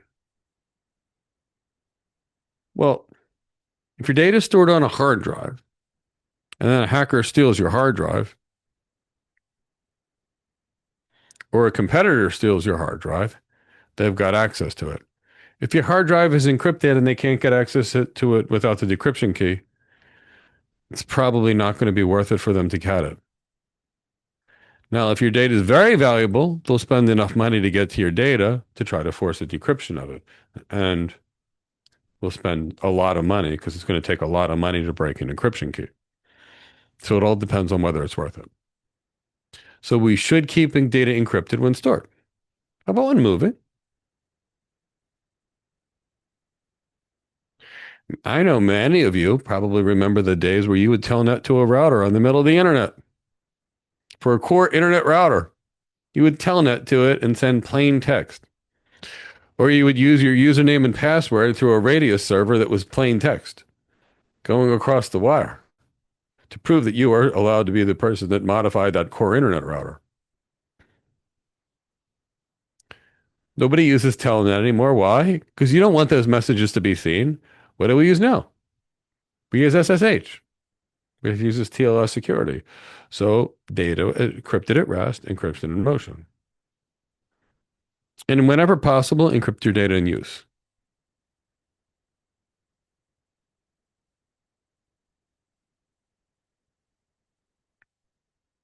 So we're really going to have two types of encryption we can use. Symmetric encryption and asymmetric encryption. So here is symmetric encryption. I want to communicate with Leo on the other side of the wire. I call Leo up and I say, Leo, the encryption key is going to be Cindy the cat. And Leo says, okay, I'll put the encryption key on my end, Cindy the cat. I have the encryption key, Cindy the cat. Anybody see any challenges with that? Because this is the fastest form of encryption, by the way. in use.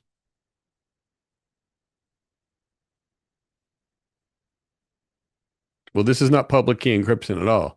This is symmetric encryption where there's only one key. So the biggest the reason we use this type of encryption, it is really fast.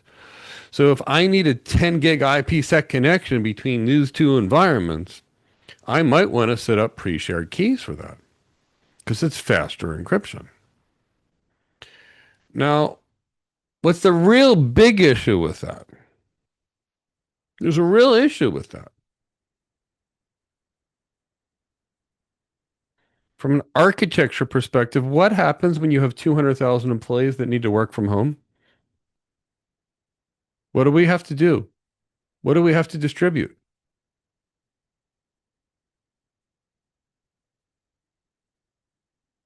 200,000 keys. We've got to distribute them, and then we've got to rotate them periodically. Now, does that seem reasonable? So we may use that for a networking tunnel on a high-speed networking connection for computational and encryption speed and efficiency. But we can't use it everywhere because the key management is the problem. Because how do I send it? If I send it as a plain text message, guess what? That's not secure. So now I need another means to distribute the keys. So that was the problem with the encryption key. Again, it's not a big deal if you're at a bank and you call somebody over the phone and one person's on this side and the other person's on this side and they send you the cat and they say, Charlie, Indian, November, Delta, Yankee. I'm drawing a blank. My brain's Tango. What do you call it? Hotel, Echo, and then Charlie, Alpha, Tango. Now, if the other person on both sides gets that right, they type it in the computer, it's no big deal.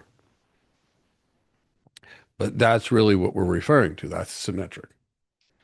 So that brings us into asymmetric encryption, which is what we typically use when you interact with a website. Or we want to do a digital signature. And that works completely differently. Instead of having a single set of keys, and we'll spend much more time talking about those, we will have one set of keys to encrypt the message, and then which is going to be a public key that we'll send to somebody else, and we'll decrypt it with our private keys. So best way to think about that is, say you've got a public mailbox where anybody can put the messages in the mailbox, but only the owner has the key to read it. So it's no good or no access to anyone otherwise. So the first goal was privacy, as we talked about.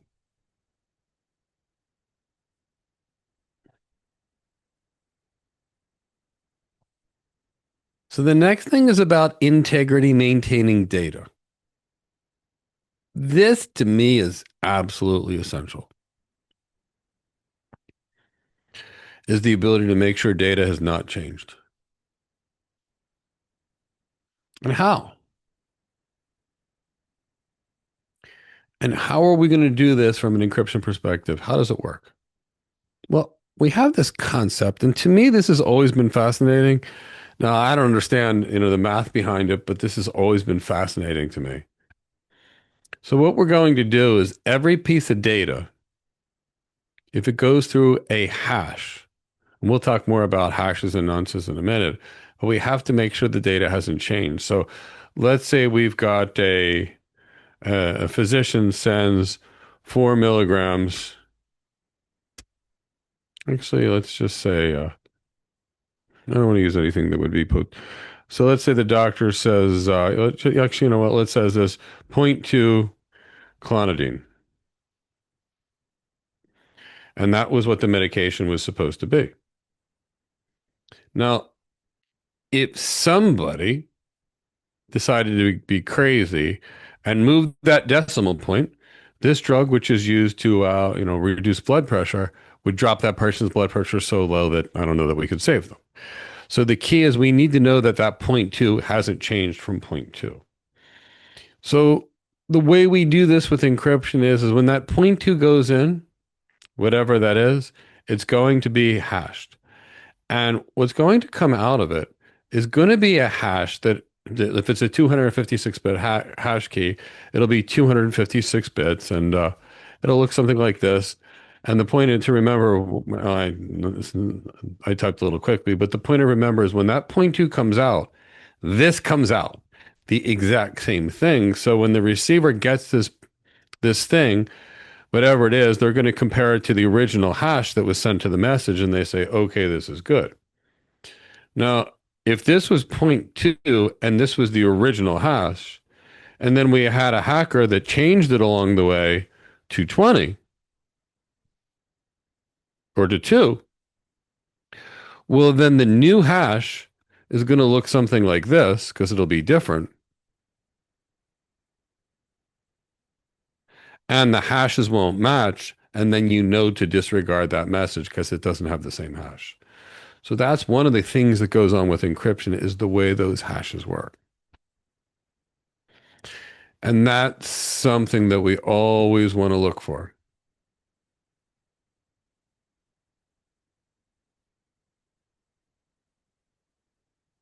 So we go past that.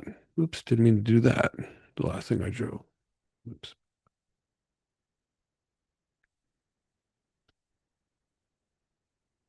Let's realistically see how these things are going to connect to it and where this authentication is going to work. And I'll show different types when we get to public key cryptography later.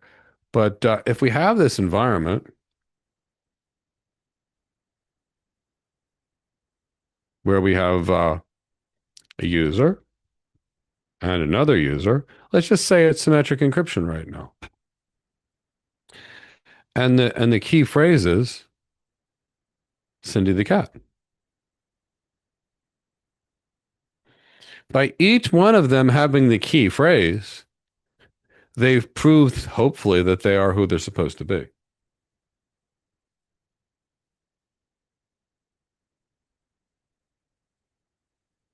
This would be done in the real world or a spy world or anyone else. Give me the password of the day. But that's the way these devices prove who they claim to be. The integrity of the hash proves that the message hasn't changed. And then the encryption means that anything that these two users send to each other is not visible.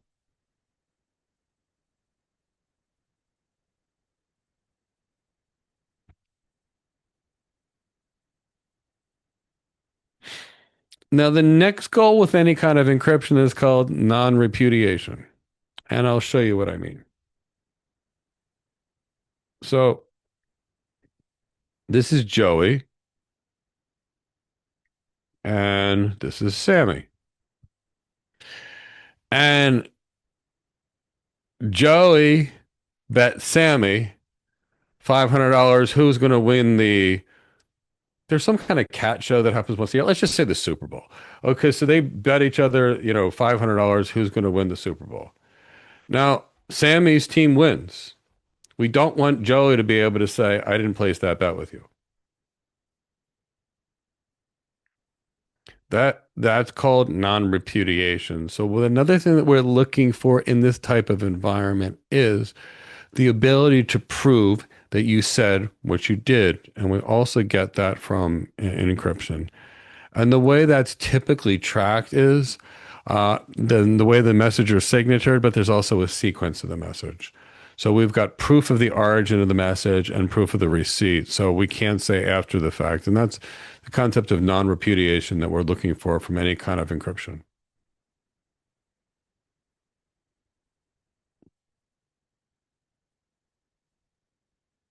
So if a hash, and I didn't make these terms up, if a hash is a one-way mathematical function that basically gives the same input, the same output. There's other types of things that are used in a similar environment. There's something called the nonce. And the nonce is a bit of text that's going to be used only once in a communication, and it's typically a random number or a pseudo-random number, and they're used during the conversations, and here's the reason why. If you have a conversation and periodically slip in these little nonces, it becomes impossible to replay the attack later because you've tracked those little things that happen along the way. So nonces are used to prevent a replay attack.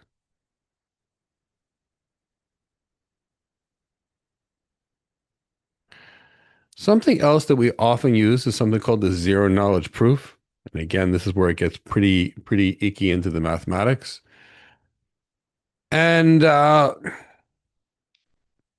it provides a way to allow one party, who is considered to be the prover, the ability to prove to another party, which is called the verifier, that they know a certain piece of information without revealing that information. So if Cindy and Sunny were both had PhDs and they were creating a new medication, and there was a secret in that new medication, Cindy and Sunny wouldn't have to say what that secret is to the medication to prove what they know it might need to be. They might be able to prove to each other that they say something in the carbon-17 position that's alkalized or something like that. Something that wouldn't be that only the two people would know. And that's really what a zero knowledge proof is. It's proving that you are or that you know something without actually showing what you know. So it's privacy preserving. So I could potentially ask you a series of questions that aren't actually the secret itself, and then you have to prove who you are. You ever want to buy a car, and then somehow you have to call the credit bureau to say unfreeze your credit because you're cybersecurity crazy, and in order to unfreeze it, they ask you a whole bunch of questions about what kind of cars you may have had or where you may have lived, or whatever your mortgage used to be from a house that you didn't have in 10 years that you may not even remember. They ask those kind of questions. Well, that's the same thing for you to prove that you are who you are in just a different form. It's called verification without disclosure.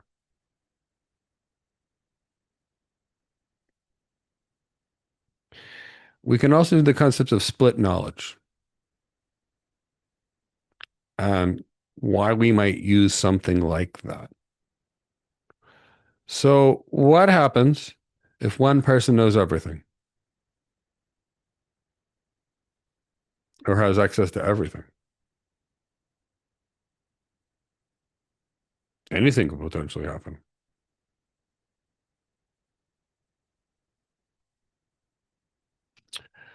So when it comes to really big sensitive knowledge projects, most of the time, not everybody knows everything.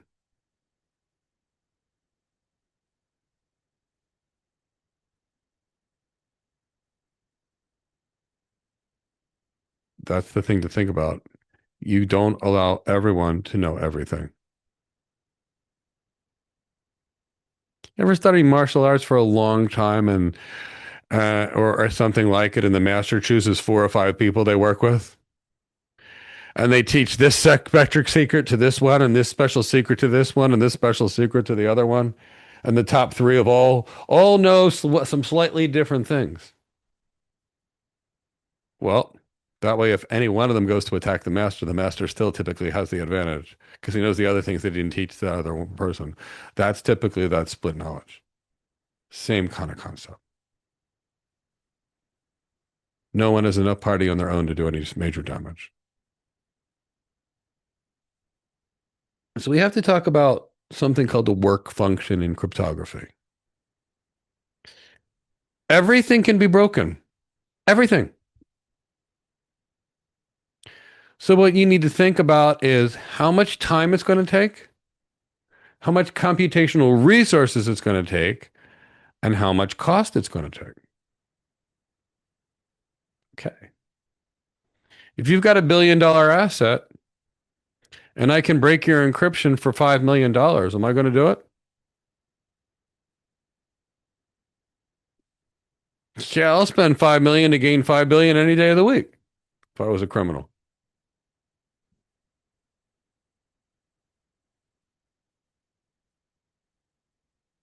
Now, you've got a $5 million asset, but you've got an encryption scheme that's going to cost me $15 million to break. I'm sorry, $15 billion to break. Am I going to spend 15 billion to get 5 billion back? No. So when it comes to any security architecture or your encryption, here's what you're trying to do. You're trying to make it not financially make sense for the person to want to attack you.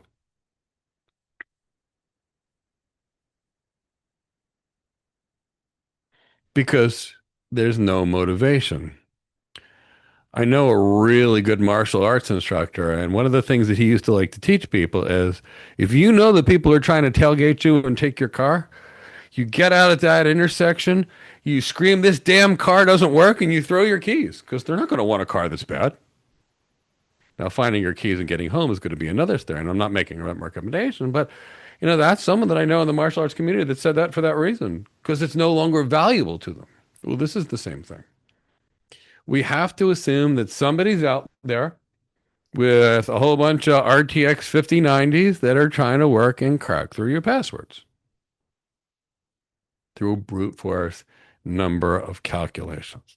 And any kind of AI heavy duty computer that's got like 500, 5,000 GPUs can start breaking through a lot of stuff pretty fast if they wanted to. So we have to determine what we have. And that's why our encryption standards keep going up. I remember when DES was really good encryption, and then triple DES was really good encryption. And now we look at it like, oh, okay, that wasn't enough for anything, but that's because our compute power got stronger. So we have to balance what makes sense.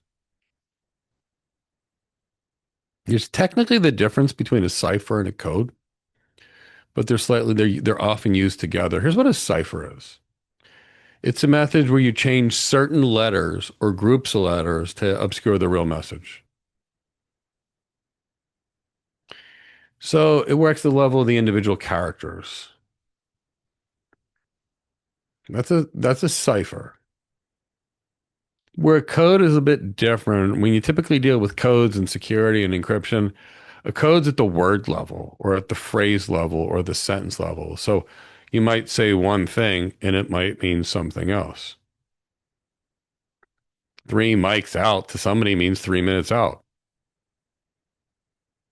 Because somebody knew it's you have to have the dictionary or the code word to understand what it really means. One thing substitutes something else.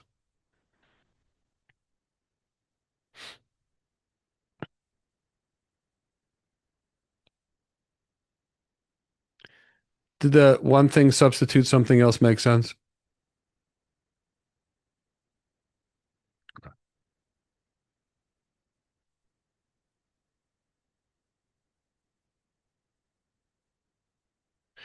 So there's the concept of a transposition cipher. And that's a type of method that rearranges the letters in a way to hide the original meaning. So instead of substituting them with other letters or symbols, so it just rearranges them. I don't know, in my mind, it reminds me of when I was a kid. Like you took the first letter of a word, I think they called it piglet. And so if you wanted scram, you changed it to ixnay. And that way your parents hopefully didn't understand what you were trying to say. At least that's what they called it when I was in elementary school, and everybody tried to learn how to substitute various letters, the A, if anybody remembers that. Um, or maybe it just shows how old I am that we were doing that in school. But that's something I remember growing up, and that's the way I always see these transformation ciphers, where the letters are changing the same, but the orders are changing, that kind of thing. And to decrypt the message, you just need to know the rules that she used to rearrange the letters. Yeah, that's exactly. The parents used it until the kids figured out what we were saying exactly. Now, a substitution cipher is really a method where basically individual things of plain text are replaced with some other ciphertext. Call them units. So, in essence, the letters of a message are substituted with maybe a number or a symbol, but the sequence remains the same. So realistically speaking, to decode that message, they had to use a substitution cipher, and the recipient needs to know the rules. So this reminds me of, when there's a book and you have to go to the book Moby Dick to go find this thing in this paragraph to be able to substitute something like that. That's the way I always viewed it as substitution cipher.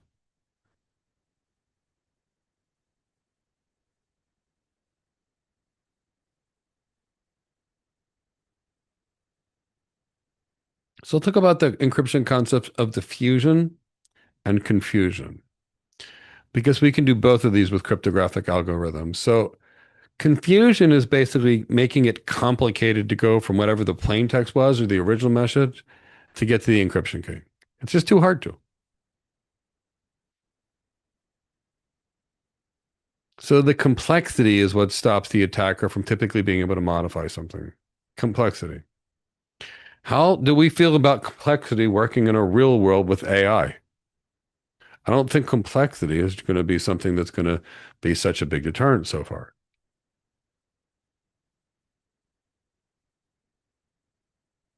Now, diffusion is bad. It's by changing the message a little bit.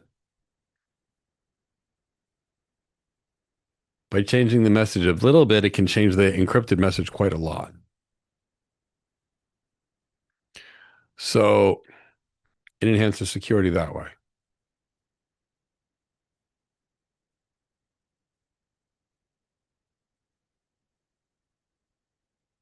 So I know I started with it, but we're going to branch towards asymmetric encryption shortly. So if a symmetric key algorithm uses the same key for encryption and decryption, and we talked about the real challenge being distributing those keys in a sure manner. And that how do you do it? I mean, do I text you your encryption key over plain text, which could be seen? So that was the real issue. So the real issue was sharing and managing the keys, which brought us to a different world, which is asymmetric cryptography, which is what public key infrastructure is going to be built around, which is ultimately what we're going to speak about. And that uses one method to encrypt the data and decrypt the data. But it uses a pair of keys, not a single key. We have a public key and a private key. And the key is you take your public key and you share it with everyone. There's nothing that it can be used for. Because the person needs a private key in order to be able to decrypt the message. We'll walk through that a little bit later. So when we think about that, that's the means. So we can use one form to determine who you are effectively and another form to encrypt the messages. So that's why asymmetric cryptography tends to do a lot of things, which we'll talk about soon. Now, if you go back a while, and some of you may remember the things like the electronic code book, where they had little bits of 64 blocks of data for each type of a block of text. And every identical block would be encrypted into another identical block. But if you follow something and everything is encrypted the same way all the time, it's supposed to be one way, right? Really is. But if I type the letter A and that comes out 1,000 times, maybe one day somebody figures out that 256 thing is the letter A. Maybe they do, maybe they don't. So if it's too accurate and too identical at some point, the cryptography that we use, at some point it can be broken down. So we may have to do certain things with the way we do our things. So encrypted identical method everywhere, every time. At some point, somebody may figure it out, which means potentially they can reverse engineer it, even though they're not supposed to be able to. So how do we deal with that? Well, we can do something called Cypher block chaining. And I'll tell you what that is. And we'll get into hash salting and a few other things, which are going to cover these same things. So if I encrypt each block of data slightly different. So if I take, say, the last piece of data with an electronic code book, and then I do that before encrypting the data, and I do it with a different initialization or a random number every time, it's going to be different. So if I have the A plus a random number, I know this is geeky as can be, but if I have the A plus a random number every time I do the A, in some way, shape, or form, we won't be getting the same output every time. But if we know the initialization vector, what we use to change it, then we can go back to the same encryption key. Okay, so think about this because it's kind of ugly. And some of these things in encryption were ugly, which is why I saved it for the second half of the day after we did the fun physical security stuff. So if we get to here and we think about it, but it's really important. If normally we have something, if the letter A always comes out at the same looking in the same thing every time, and A always looks like this.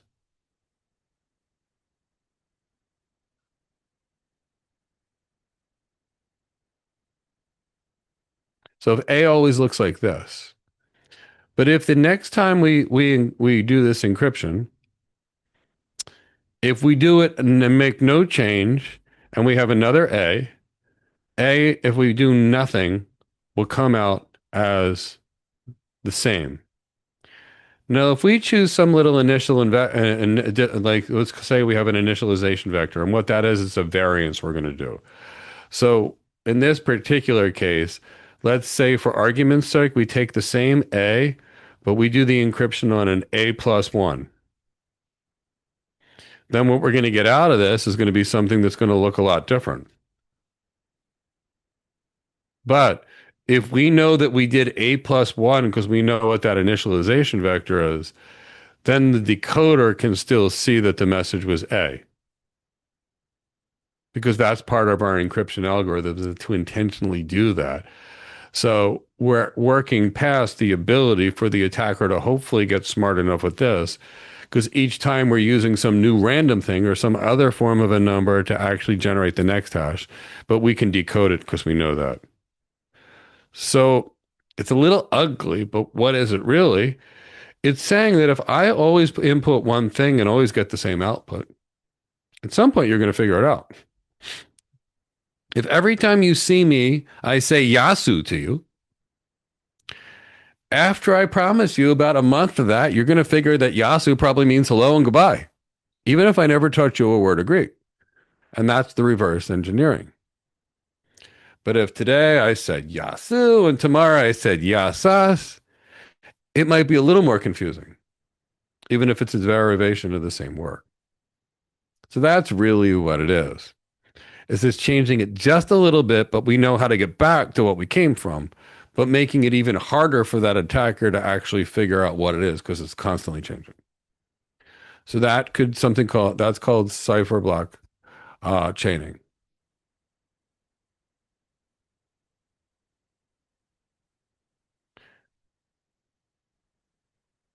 So we start talking about different types of symmetric encryption, so you're familiar with them.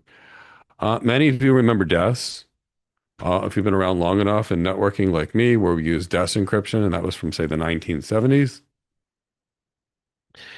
And then it was not good enough, so then we ran DES 3 times, and we called it triple DES. But we typically moved away from that in around 2001.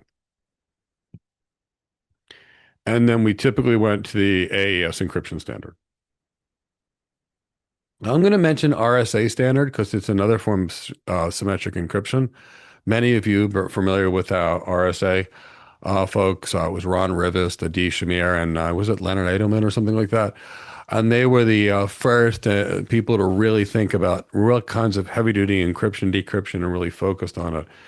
They came up with what do you call it? Was it the RC4 algorithm that was a stream cipher in the early 80s? And all those WPA and WEP and SSL TLS things came out of that. Then they came out with like RC5, a little longer, and that you started using keys up to 128 bits. And then they got into that RC6, that block cipher that you can think about now using modern encryption lengths, the 128-bit, the 192-bit. In fact, it was so good it was picked as one of the candidates for the AES encryption standard. So you may see a lot of RSA encryption, and that's where it goes back to. And then what, for the most part, we've migrated to is this AES standard or advanced encryption standard. And typically speaking, in today's world, we're using 256-bit key sizes that we're typically using. And it can use a fair number of rounds. So what it does is it encrypts it encrypts and encrypts and it encrypts. So it will re-encrypt something 14 times for a 256-bit key. So it's relatively hard to break. And every time they do a round, they do some flavor of a substitution, a permutation, and a mixing to make it harder to go back to that. So that's the concept of making sure that if we mix it and we change it along the way, things get much, much, much more complicated.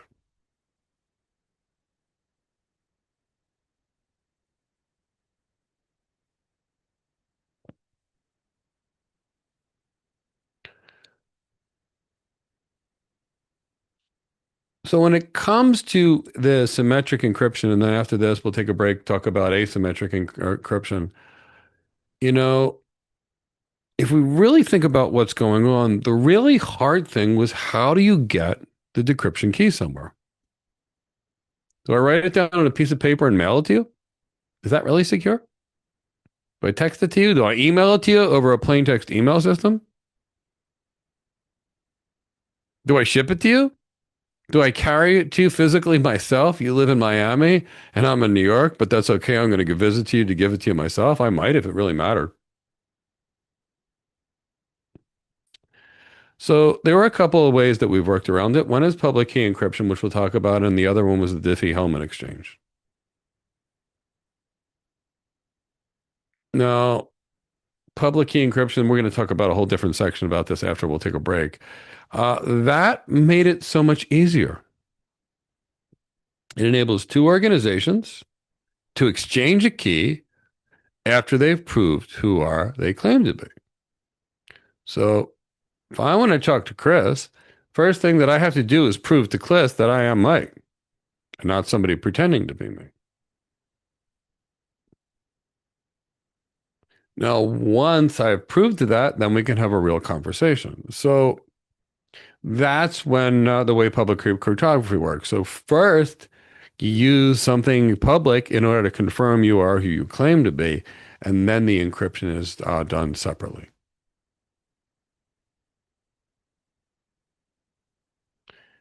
Now, Diffie-Hellman was one of those ways we actually used to exchange cryptographic keys, especially for IPsec, if any of you remember that.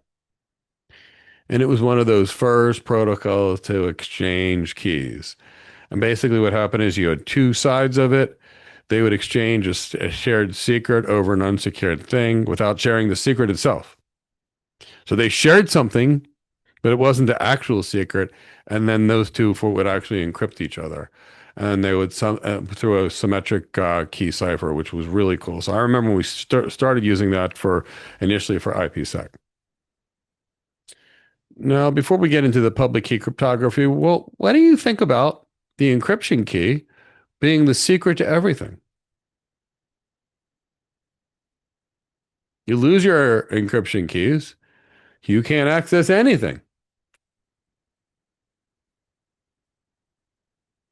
Someone steals your encryption keys, and they have access to everything.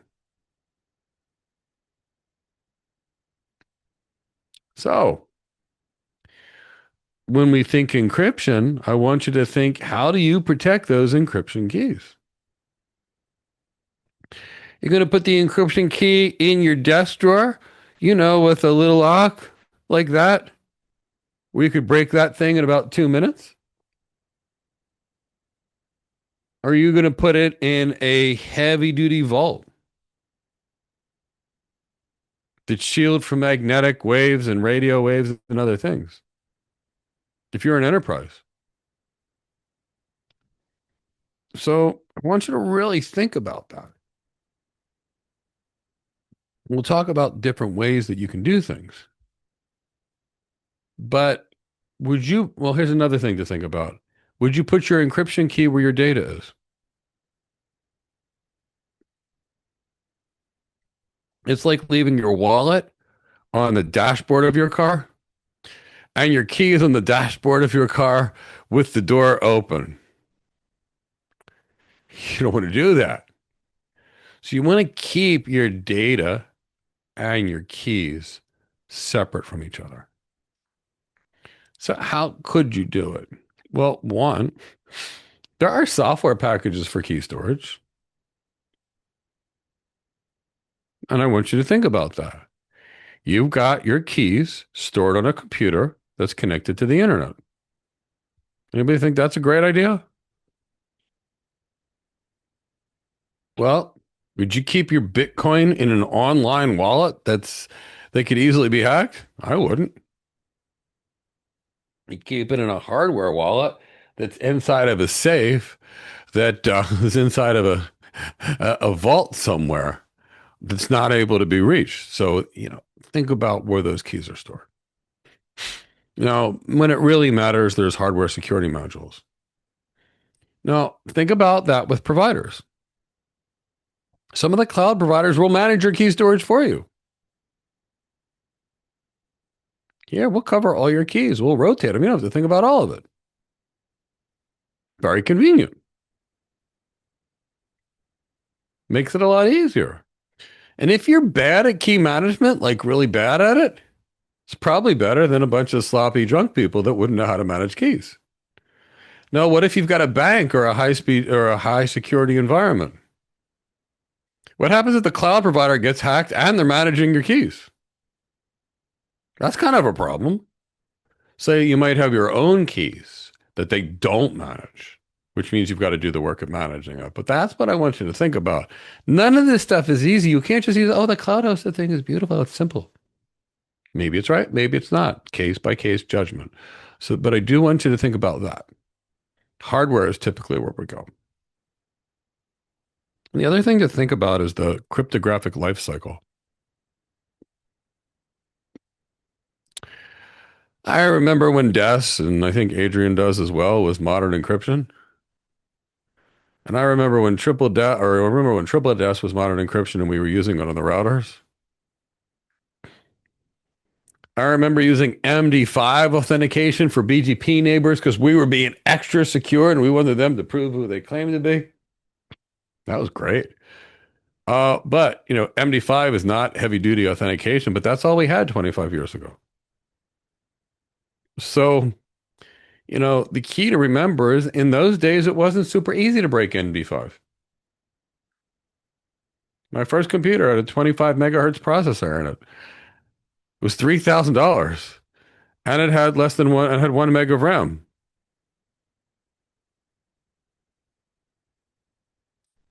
So when we start looking at those days, it was pretty hard to break these encryption algorithms. Chris has got a 32 core workstation over there with a big GPU in it. His computer can crush through anything.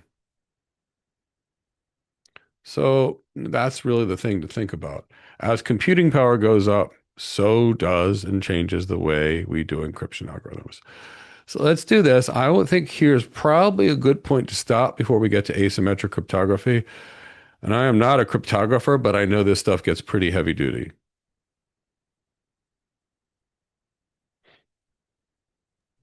All right, so let's see what questions we've got.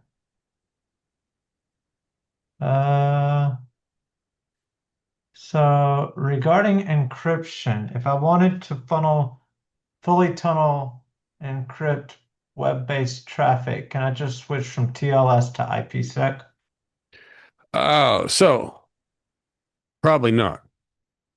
And I'll show you where you could and where you probably couldn't, because it's a good question. So let's go to this particular environment where you can. So we've got our NetPetamos and we have our Athens offices.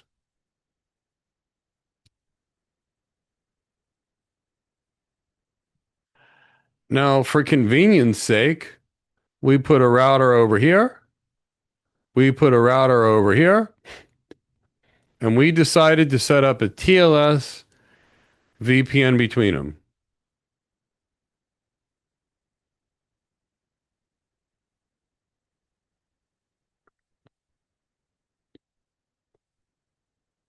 As you were noticing, the issue with TLS security is, and it's fine security, is it encrypts the payload, but it doesn't encrypt the headers. So we know who at the NetPetamos office is speaking to whom at the Athena office, and we're going to know this at all times.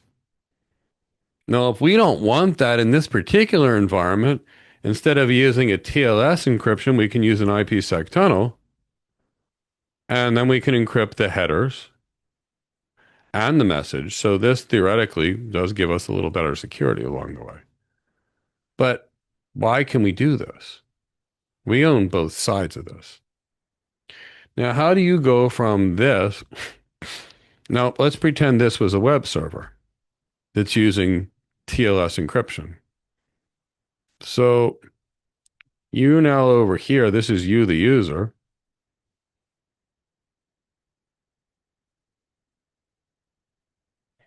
And you, the user in a traditional TLS environment, and this is the website, you go to this, you, the user, you go to the website, it has a certificate, you check the verification of the certificate and agree that they are who they claim to be, and you're securing the message between you and them, which is fine. And as you were concerned about, you can still see that you, the user, are now speaking to this website. Now, the only way you could do an IPsec tunnel to this website would be they would have, say, an IPsec tunnel VPN concentrator there, and they could say, we welcome IPsec connections. And if that was the case, you could set up an IPsec tunnel between here and here, and then you could still have the message TLS encrypted inside the IPsec tunnel.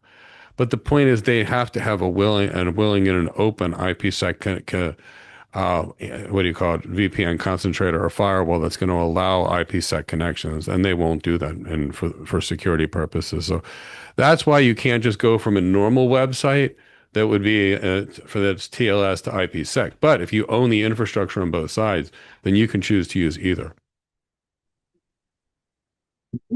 And someone asked, so the follow-up to that same question. So if we own both sides, we can swap TLS for IPsec. If we only own one side, it's possible, but a different challenge. Yes. Okay. All right. Someone asked, can you talk a bit on DigiCert/CA who can apply for one? Oh, so if you're, I'm not sure if you mean DigiCert or digital certificates. But if you're referring to digital certificates, oh, we're going to be talking more about them when we get into asymmetric cryptography and how a certificate authority works and how they revoke them and those kinds of things, if that's what you're referring to. They said yes, digital certificates. Okay, great. Well, that's actually the next thing on our list. All right. Well, let's wait just a second, see if Yeah. any more come in. If not, we'll move right along.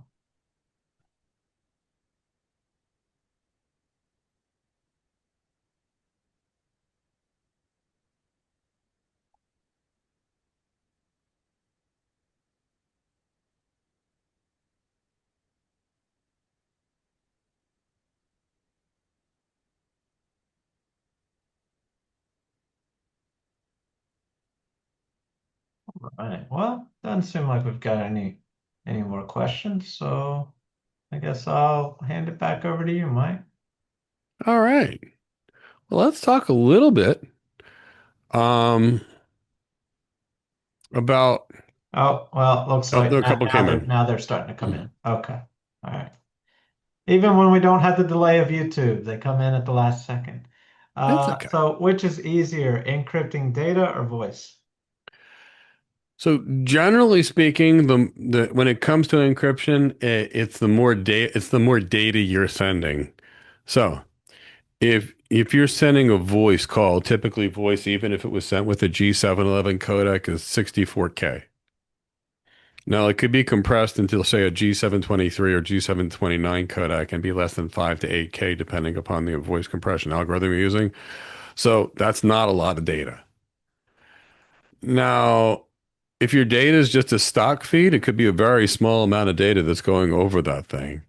Or it could be a 10 gig link that's got 10 gigs. So it's really the volume of data that's going to be the hardest thing to do that really matters. So if it's small data like voice, it's probably going to be easier than big data. Now, encrypting video is big data now. So encrypting video is actually going to take some time and it's going to take some effort. because, it depends on the speed. If we're dealing with, YouTube grade video that comes to your house, that's not that bad. That's about 10 megabit a second. But with the camera that I use here, if I was actually to run it at full high speed capture rates to get really good thing, that's like 3,000 megabit a second, which, is 10 gigabit per second. Actually, with it, you're actually dealing with it's the same speed. And actually, no, it's which the speed you would get out of a 30 gigabit, three 10 gig links together. So that's how fast that actually is. So hope that kind of helps. Depending upon the kind of video, what you're doing, voice you're doing, how it would be compressed, all that would matter. Good question. All right. And how is hashing algorithm different from encryption algorithm? Well, encryption is basically taking everything that you send and making it gibberish or completely worthless unless you have it. Now, the hashing algorithm is a math computation that's run on the data to prove that the data hasn't changed. Encryption actually uses both of them.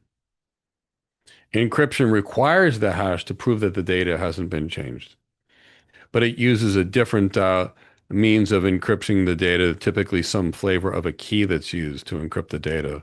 So they're similar, they're interrelated, but they're not the same. That's another good question. We're getting really good questions. All right. Well, now I will let you get back to your content.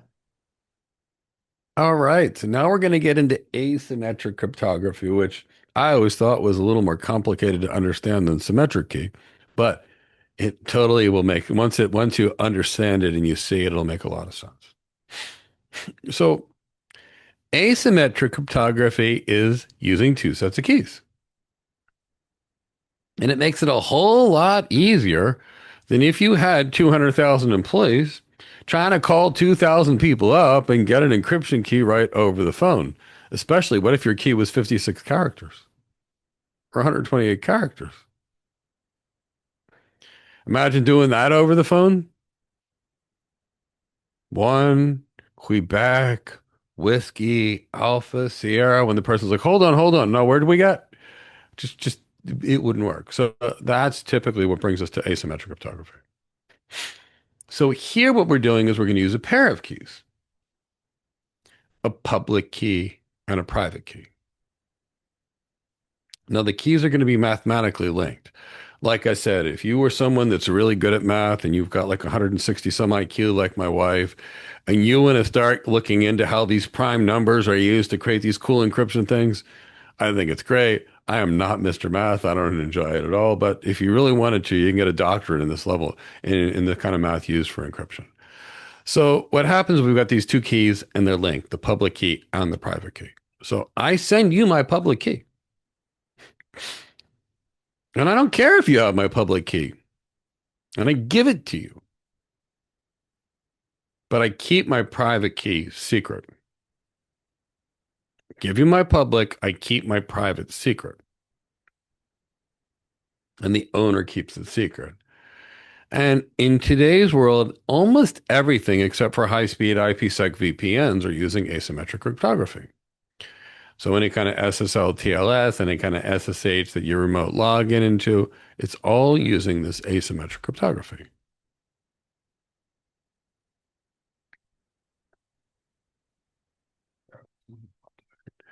So the way this is going to work is that when you encrypt the message, the only way that the message can be decrypted is by the corresponding private key. So we keep our private key secret and we don't share it. And when the privacy of our security of our private key is critical, because we're going to use the decryption key or that private key to decrypt the message that was encoded with the corresponding encryption key.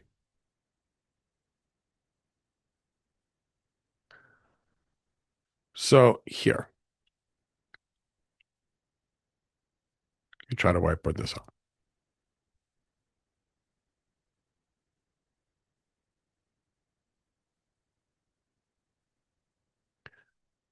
So this is me.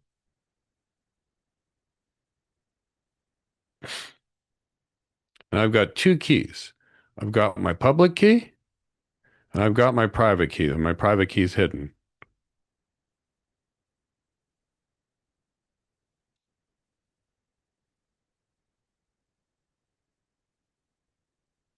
So the sender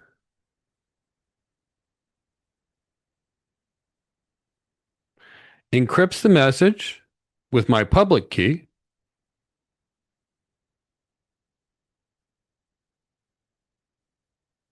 mine, and then that message comes over to us, and then I use the private key to get to the message.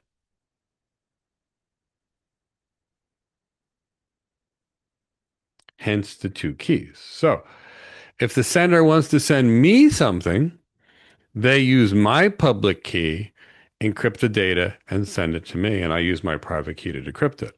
By contrast, the sender also has a private key. And the sender in MTLS would give me their public key as well. So what I will do is I will use, let's say they're the sender. I will use the sender's public key to encrypt messages made for that sender with the sender's public key, which is mathematically linked to this private key that's used to decrypt it. And then vice versa, when that sender wants to send a message, and here I'll be the receiver, but represented by the R, they will use my public key to encrypt it. And then when that message gets here, I'll use this private key to decrypt the message, and that's how I've received it. Does that make sense? I freely distribute my public key. My public key is mathematically linked to my private key. You encrypt it with my public key, and then I've got the secret decoder ring, which is the private key to decrypt it. That is public key encryption. That's the way it actually works. Good. I'm glad people are getting this, because that's always the one that I always worry about. So we'll cover a few of them that we can actually use. Just so you know, in case you take a CISSP exam, I want you to understand. So and we'll go through a few of them. RSA was one, Diffie-Hellman was one, L-Gamma had theirs, elliptical curve cryptography was another one of them. So at least that gets you to that. So let's talk about this public key infrastructure. How does it work? What goes into this thing? I mean, it's kind of brilliant if you think about it. I give you something, you use it, and the only person that can receive it is actually me. It's brilliant. And it got rid of that problem of how do I distribute things. So how do we know that the public keys are real? How do we know who the users are, who they claim to be? Well, that brings us into the world of public key infrastructure. And this is an entire system. It's really kind of cool if you think about it. And that enables communication between two individuals that haven't met. When you go to a website and you know that it's Cisco and you buy something from that Cisco website because they make you feel good, or the Sony website, or I happen to like speakers, or the KEF website, for example, what have you, you get to know what it is because you actually look at their certificate and a few other things along the way. So we're going to talk about how that stuff actually works. Because it's a hybrid of a whole lot of things. We're using hashing along the way. We're using symmetric cryptography in some ways, asymmetric cryptography, so the whole kind of infrastructure. So how does this work? Oh, one way that I could do it, so let's say you wanted to go into a building or something. Let's say you wanted to be allowed, I don't know, you wanted Disney membership for the entire year. I know people that live in Florida that like to go to Disney. They buy an annual pass. They've got to give you some way to get in or get out to prove that you are that user, whether it be a card, whether it be a bracelet, a secret ring, whatever, so you can prove that you are who you're supposed to be. I would hope that would make sense. That's a physical security thing. Guess what? Here we can give you a certificate. A certificate says that we trust you and you are this specific individual. So we use certificates to prove that people are who they claim to be by their certificate being valid. And that way, when you go to that site and it's Cisco, that certificate is valid. And if it's somebody masquerading as Cisco, that certificate will not be valid. And hopefully your browser will say invalid SSL certificate. So that's the first part of it. So how does it work? In order for me to trust the certificate, I have to trust the issuer that gave the certificate, right? So Leo says, Mike, talk to this person. They're really good. You need to talk to them. I trust Leo, so therefore I talk to them. Because I trust Leo, therefore I trust his judgment. Oh, great. So the certificate authority is just like that. We find somebody that we say, you are safe and we trust you. And then they issue certificates to someone else saying they are who they claim to be. So we have these companies called certificate authorities that issue certificates. And they will, when they create a certificate, it will say who requested the certificate, who is the person, who is the company, what device is it going to be on, and it will issue a certificate that's going to bind a public key to that requester. So when someone initiates a connection and it's established, the server provides you that digital certificate. Now, you get the digital certificate to the Cisco website. How do we know the certificate's good? Well, we look at that certificate and then we go to a certificate authority and say, is this certificate trustworthy? And then we get an answer of yes from the certificate authority that we trust that that certificate is trustworthy, and then we consider it to be valid. So, want to make sure that really works. We get a certificate and we get it from a company, and that company is the trusted company. And then we verify it when we go to that website. And if the certificate's wrong, our browser gives us a warning. If the certificate's right, then you're able to buy whatever you wanted.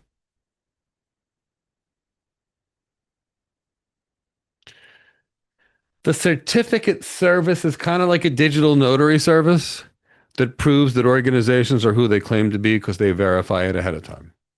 And they will verify the public key that's provided on that certificate. So what does that certificate or authority do then? The first is they give certificates, but they do more than that. You want a certificate, so you request it. And they do a formal verification process to determine that the entity requesting that certificate is valid. And after they verify that you are valid, they will give you a digital certificate. That's great. But remember, I said you actually go to that certificate server. So you go to the Cisco page, it shows you its certificate, and you still, in order to trust that certificate, you may go to the certificate authority and check that it's real. This may happen behind the scenes without you knowing about it. So the certificate authority is basically validating identities because it's constantly looking at the credentials of the people and the individuals that are there to prevent fraud. Constantly. Now, all of a sudden, company A does something bad. Their certificate gets revoked. So the certificate authority gives you a certificate if you're doing a good job, but they can yank it along the way. So here's what happens with it. They yank it. I'm sitting here. I want to buy cat food for my cat, Cindy. All of a sudden they get yanked. And so I go to log on to the cat store, the cat food store. When I go to the cat food store, the certificate that I'm checking for is no good. And then I get a warning from my browser, not secure. So the key is they can give you the certificate and they can yank it away, and that's one of their focuses. And then they typically have a certificate list, and they publish a list of certificates that have been revoked. And that way there's typically another page, I think they call it the online certificate status protocol, that lets users validate their certificate in real time to make sure that certificate is who it claims to be. So that's kind of what those certificate authorities are doing. Now, why and how important are they? Well, if they are central to every trust model that we use for every website that we do, they're pretty important. Because if they're making sure that the public keys belong to the legitimate entities that they claim to be, when you're going to Cisco, you're sure you're going to Cisco, not some other company looking like Cisco. There's a fair number of certificate authorities. Some big ones are Symetric. Amazon, GoDaddy, they seem to be in everything. DigiCert, Komodo. So a lot of the players you would think are certificate authorities that are in this kind of world, but that's what they do. So let's talk a little bit more about this concept of asymmetric key management. Whenever we seem to pick an encryption key or a security strategy, in the old days, they talked about security via obscurity. I don't really love that, but I mean, it helps. But if only a few people know how to use something, it is more secure than if everybody knows how to use it. I mean, it is. But what happens when somebody learns how to use it? Your security's mitigated. So I don't like to use that as a primary means. So whenever we pick an algorithm that we're going to use for key management, we want something that's been public. We want something that's got a good reputation as a rule. And why am I really worried about public? Why am I really worried about really good reputation? Well, at some point in your career, I hope you're all security architects or CISOs or whatever your goals are in the future. If you make a decision that everybody else does and something happens, you followed the standard. You didn't do anything wrong. But when all of a sudden you decide to go out there and do the one wacky thing that nobody else is willing to do, and all of a sudden you failed, oh, that is not going to work out well. That's a very career limiting move. So typically speaking, make sure you work with organizations without bias with regards to who they are or whose tech you like or whose certification you are. Really make sure you're doing what's in the best interest of your client. So we have to find a balance between security needs and key length, because if it gets too long, the key gets computationally expensive in encryption perspective, and it becomes too hard to manage. But if we don't have the right key length and it becomes too easy to break, well, then we broke into your system pretty easy. So that private key, that has to be kept really secure. That private key is taken, you've lost everything. All encrypted things, potentially past, present, and future. Now, here's the thing. You can't keep your same keys forever. The old days, the average password, username and password on the routers on the internet was Cisco, because that's what every Cisco certification was, including the CCIE. Username Cisco, password Cisco. So every router on the internet was Cisco for a while. It was hilarious. But, that's the key. You could have broken into half of the internet routers with the password Cisco when I started my networking career. Pretty terrifying. So we have to retire keys and we have to change keys and we have to rotate keys, just like you would a password.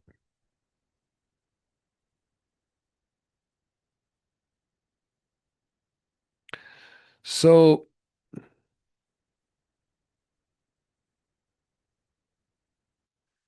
we're usually, I mentioned a little early, getting into hardware security modules for this, because they're going to prevent you from directly as a human interacting with the encryption keys. And they're typically going to do things in hardware, which means they're faster.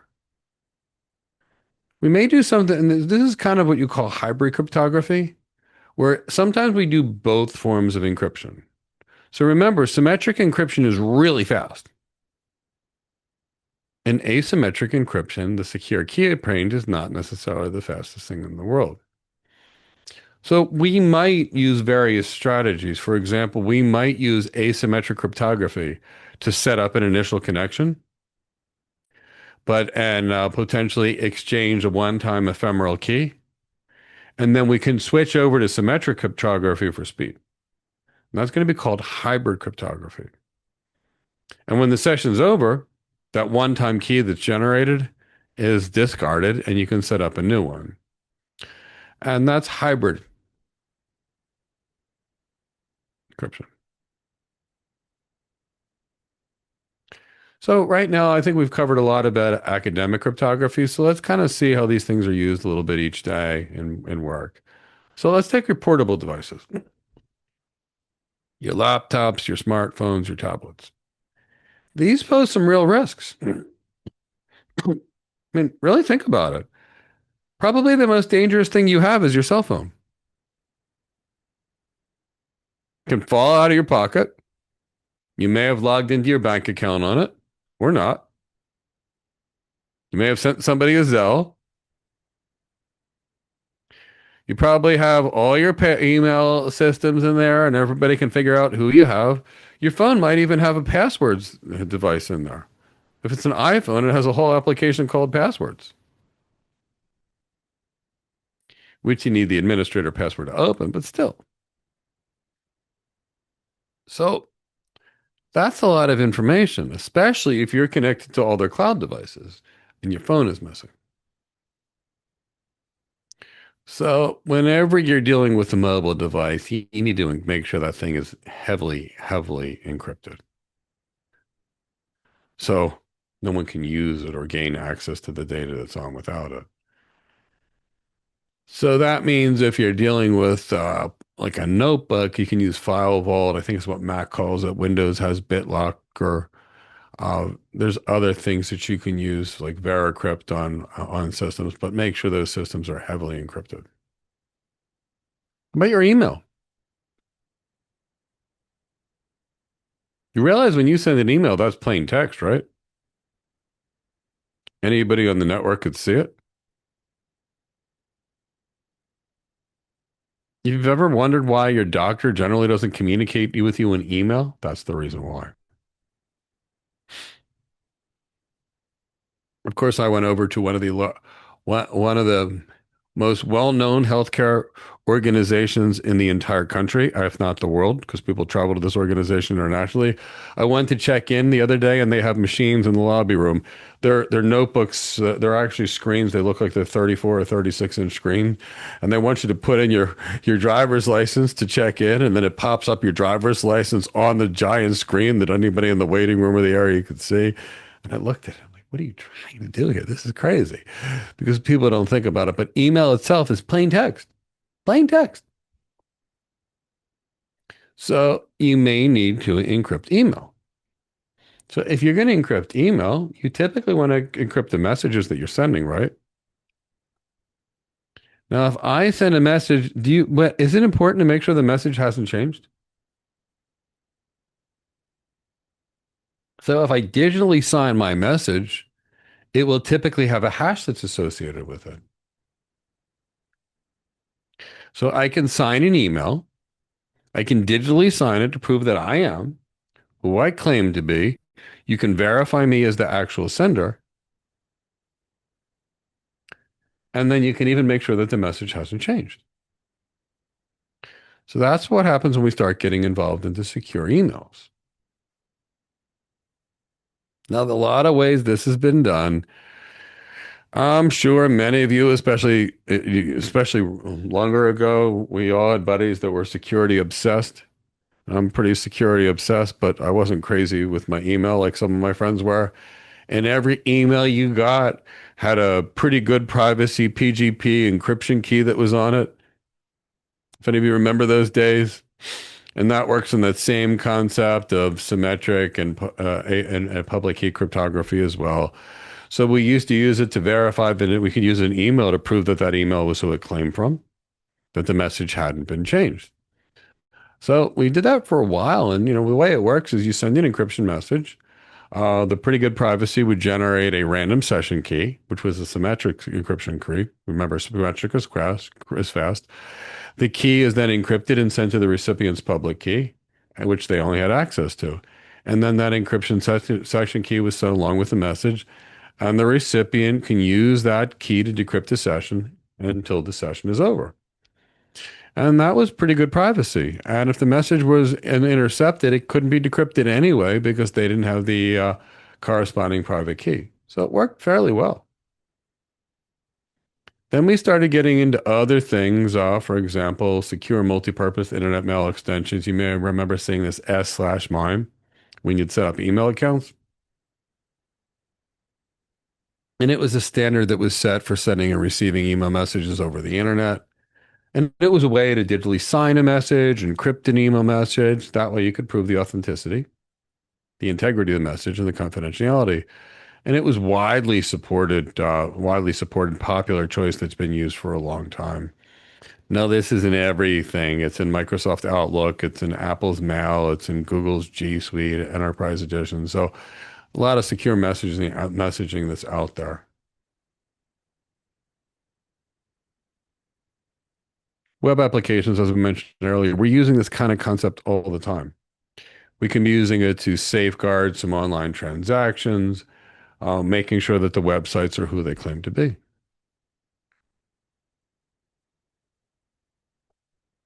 Now, when we say SSL TLS security, we mean TLS, not SSL. A lot of people we use the terms interchangeably, and I'm fine if you use them interchangeably, but they are not the same technology. So SSL was developed by Netscape, if you remember them, to encrypt internet traffic. And that was a long time ago when Netscape was out there, 1995, 1996, maybe 1999, long, long, long time ago. Now, over time, the encryption that came into some technology was that old, found some pretty issues. So there were some issues with it.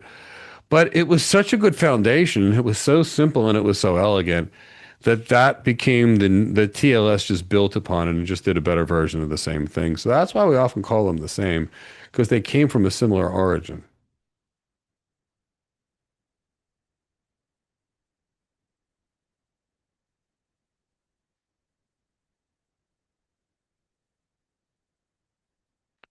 So I'll probably walk through this again. So when we deal with TLS security, what's really going on? Again, we've got those two encryption keys, the public key, the private key. So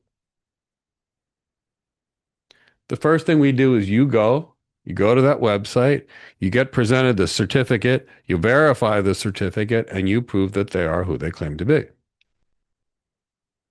And at that point, you're able to work with them. And at that point, that's when you start encrypting your messages, decrypting your messages with them.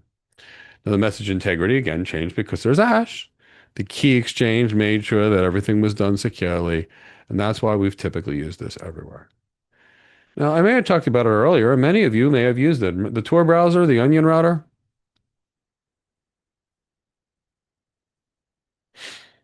And that was kind of the first concept of a privacy-based VPN. And it was very, very, very, very cool. I used to like to use it to watch YouTube videos so that nobody would know what I was trying to watch. Because I like to watch a lot of cat videos, and I don't want everybody to know that I was cat obsessed. Because then your whole feed is just cats. So I used this, it didn't know it was me, and all of a sudden I get my cats. I've really been desiring either a Maine Coon, a Ragdoll, or a Savannah cat. I see them, they're huge, and they just look like they'd make a nice, fun child. But anyway, that's neither here. So the way this Tor router worked was, it was kind of cool.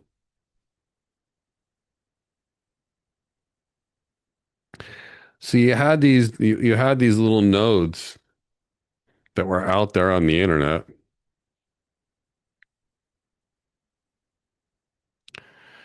And your browser would kind of create a tunnel to one of these nodes, which would forward you to another node, which would forward you to another node, and then they'd send you out the internet out of this other node to this kind of cool website. This was the coolest thing ever if you thought about it. And it was free. So you get this browser and it sends you, okay, you're in New York. Now it sends you to San Francisco. Now it sends you to Mumbai.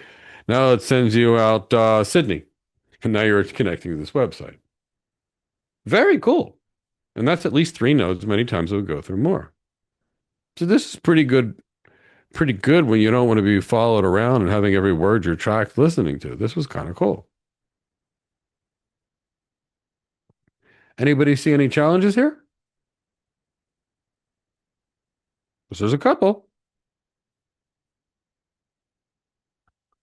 Latency is one of them. We're now routing packets all around the world. Now we're encrypting things, and most of these things probably are not the highest speed powered in computers in the world, given it's freebie stuff. So we've got all kinds of problems. First, if any of these things are actually not safe, then we don't know about it.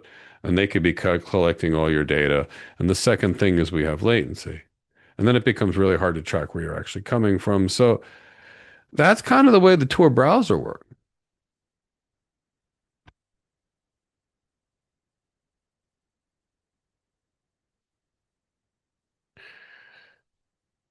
Now, another form of cryptography, and all this stuff is I always found interesting.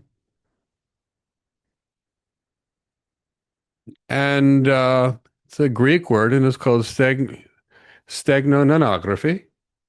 And what it really is hiding information inside of information. So, for example, I've got a painting, and on side of the painting, I put a little microchip on the painting that's really hard to see unless you know where to look for. Or on the painting, I put a little thing that you might need to know. And the only way you'd know how to do it is to look at that painting under a microscope. I hide it in there. I hide it in there. Now, it can also be done with words where you just put words inside of something. So the key with this is you're embedding a secret message into something that's actually out there. But it doesn't look like you modified anything.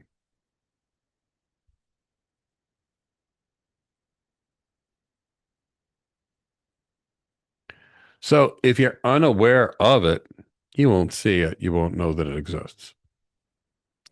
Sounds like a perfect means of covert communication. Now, it was also there with digital copywriting. There were things that would keep you from being able to copy things. And that was what was going on.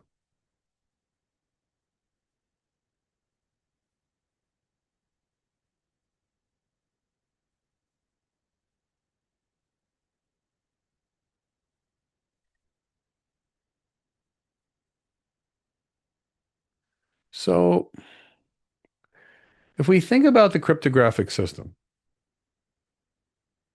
how do we break it?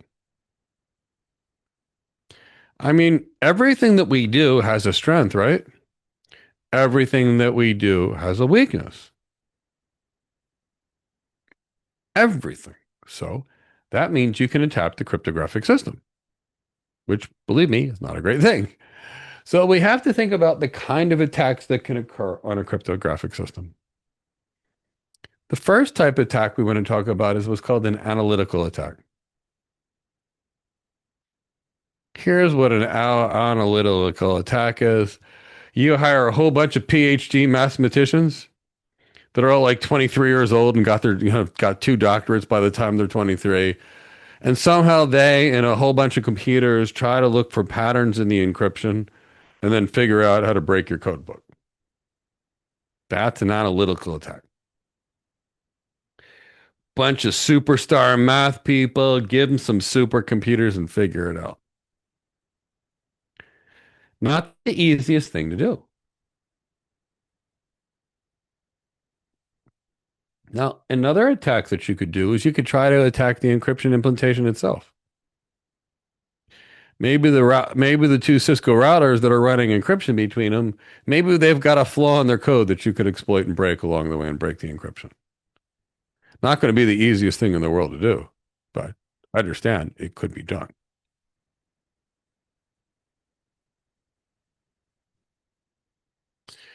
Then we get into what's called a statistical attack. So if we realize that most encryption algorithms are doing some kind of cool math that's based off of prime numbers, and that's exactly what they're doing. I am not a prime number mathematician.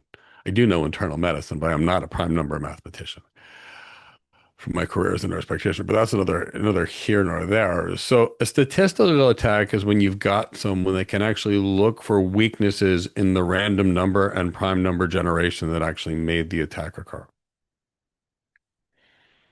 So in any type of statistics, in any type of math formula, in any way you create one of these things, there's going to be a weakness somewhere. So the statistical attack is using advanced mathematics and a whole lot of technology to find the weaknesses in the system to ultimately break the key. Not the easiest kind of attack to do.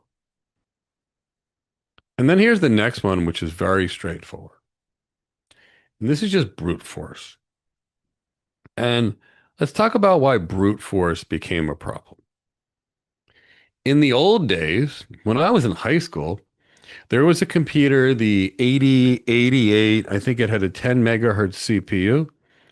And I was in electronics class, no, a drafting class, and an electronics class. And in the drafting class, I was supposed to try to draw straight lines. And the drafting teacher said to me, he's like, Mike, I've never seen somebody work so hard and be so bad at drawing straight lines. He said, I've got a recommendation. Why don't you take another college level physics class instead of this? Or figure out how to use this CAD thing. And I was like, I'll figure out how to use the CAD thing. I just didn't want any more college classes when I was in high school. And then I figured out the CAD thing. But the point is, you try to draw something, and you'd try to move it, and it would take 3-4 minutes. Then you'd come back, and the screen was there. And that was because in those days we had very little computational power. So the password cat was pretty hard to guess because you had 25 characters or something like that, multiplied times 25, multiplied times 25. So computers in those days weren't breaking that pretty quickly. Now I've got an RTX 4090 in my computer, the one that's not my Mac, and that thing has more power than a data center that I worked with that was a mile long by a mile wide that spent $1 billion on technology when it was the largest market maker on NASDAQ, and I helped architect that. But that's the key to remember, is that's how far we've come. We had billions of dollars of technology infrastructure. And when the chief information officer told everybody we had 3.2 terabytes of data, they couldn't believe it. And we had these big giant Sun Microsystem refrigerators that would have like 15 hard drives in them. We had hundreds of these things, and that was for 3 terabytes of data in refrigerated rooms. And that's where we came from. So brute force in those days wasn't that hard unless you had some of these big $100,000 Sun Microsystem servers with a whole bunch of processors in them. You didn't have any power. But that's not the case today. So we have to think about breaking it and being able to brute force it more and more and more. So that's really where I want you to think about why we've gotten to 6, 7, 8, 9, 10 letter passwords and why that's no longer enough. Why we've gotten into passphrases where we've got multiple words strung together with other things along the way. So that's some of the attacks we can be dealing with on the cryptographic system. We can also have what's called the fault injection attack.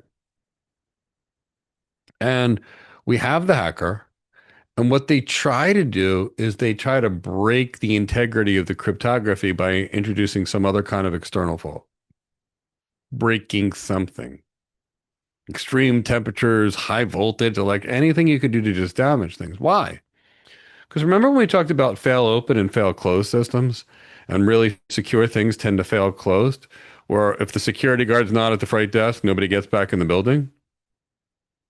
Well, many poorly designed systems, if they fail open. And that's one of the things they try to do, hackers, is they try to overflow a buffer in memory. They try to overwhelm something with traffic. They try to heat something, break it, take it outside of its normal specifications, because what happens when you're outside of your normal specifications? You don't perform as well.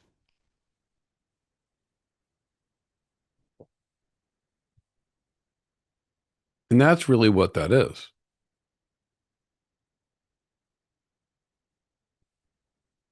Now, there are other ways that people use to try to figure things out. They would call them side channel attacks. And when you use a computer, it does leave some distinct traces. You can see, like, if you're truly watching, that the power is going up and down on these systems when they're doing various things.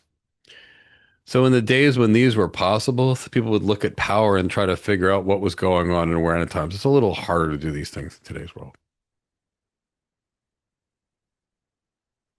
So it's not going to be easy to break cryptography. You know, if you look, you can look at armies and militaries that each have their code books, and the other ones are spending years trying to figure out how to break it. So I mean, these things aren't that easy to do, but there's tools out there. There's technologies out there that give you the tools to be able to do it. So we need to plan ahead. The key is to just stay one step ahead, just one step.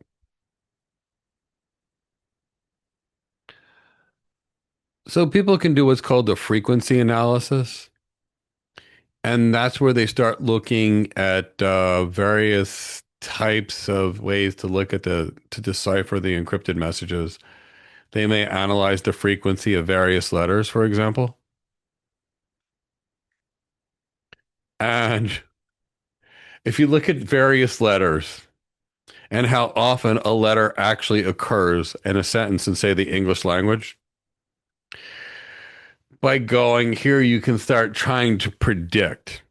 Now, that becomes a prediction where you start having to find down more predictions and patterns. So that is a hard attack to execute.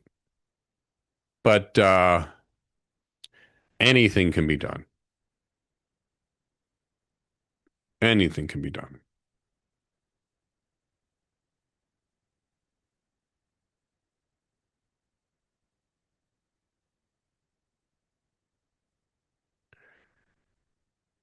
So I talked about encryption, then I mentioned man in the middle attacks. Did everybody get that completely well when we talked about man in the middle attacks before?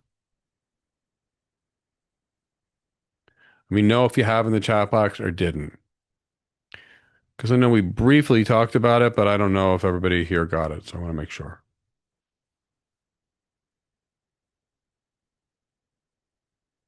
Who else remembers? I see one yes and one no.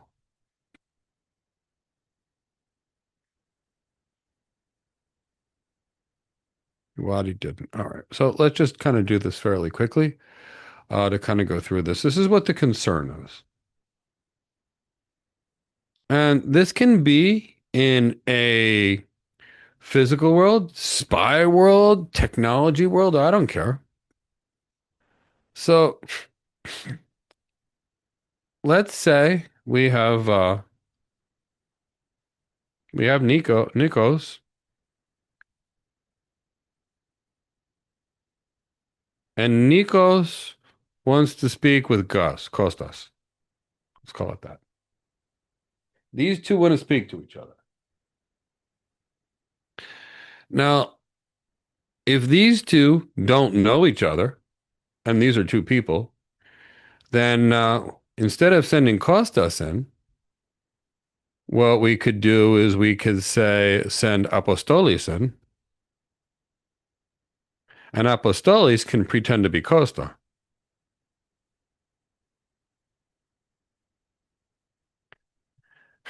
Now that is originally is basically the same functional equivalent of this concept of a person in the middle attack, where Nikos wants to speak to Kostas, but instead Apostolis presents to be Kostas along the way. And then because of that, Nick gives all the information that he would have given to Kostas to Apostolis. Imagine two spies that have never met before, for example.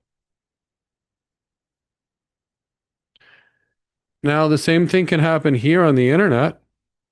Nikos might mean to speak to Kostas, but instead of speaking to Kostas along the way, there is Apostolis. And it could actually be a full conversation that can do this, where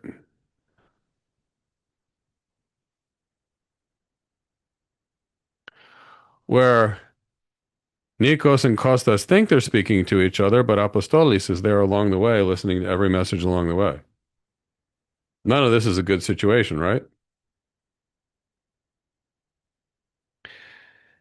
So what happens with this, with encryption?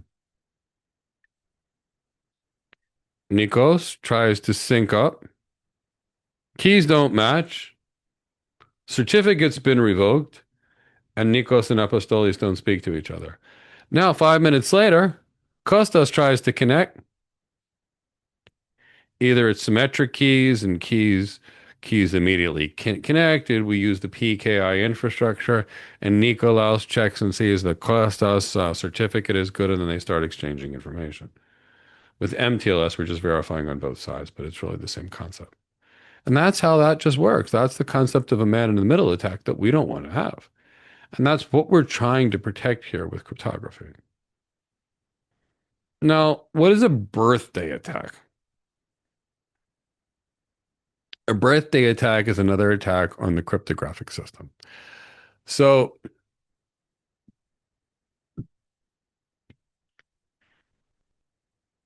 occasionally, not often, but occasionally you encrypt things and you get the same output for two things that are different. It's not supposed to happen, but it does happen.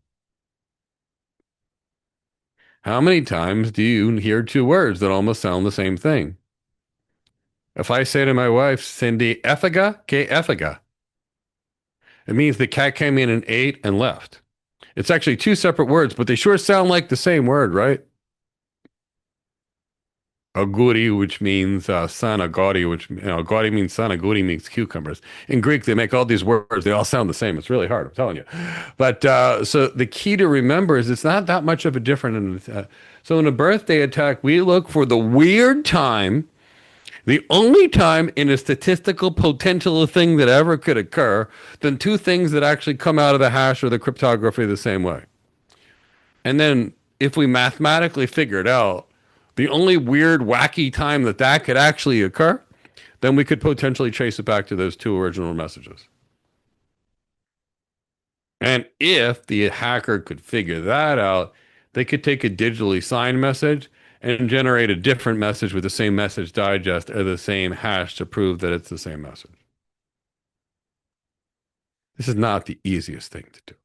Really, it's not the easiest thing to do. But we just have to be aware that occasionally in cryptography or hashing algorithms, two things accidentally come out the same. And if somebody's smart enough to figure it out, they could potentially figure out a way to break into the system. These things are not very likely, but I'm just giving you an understanding of the full flavor of encryption. Now, the thing that we have to be concerned with is what's called a replay attack. Here's a replay attack. We had data, we had a session, we caught it, and we replayed that same data later.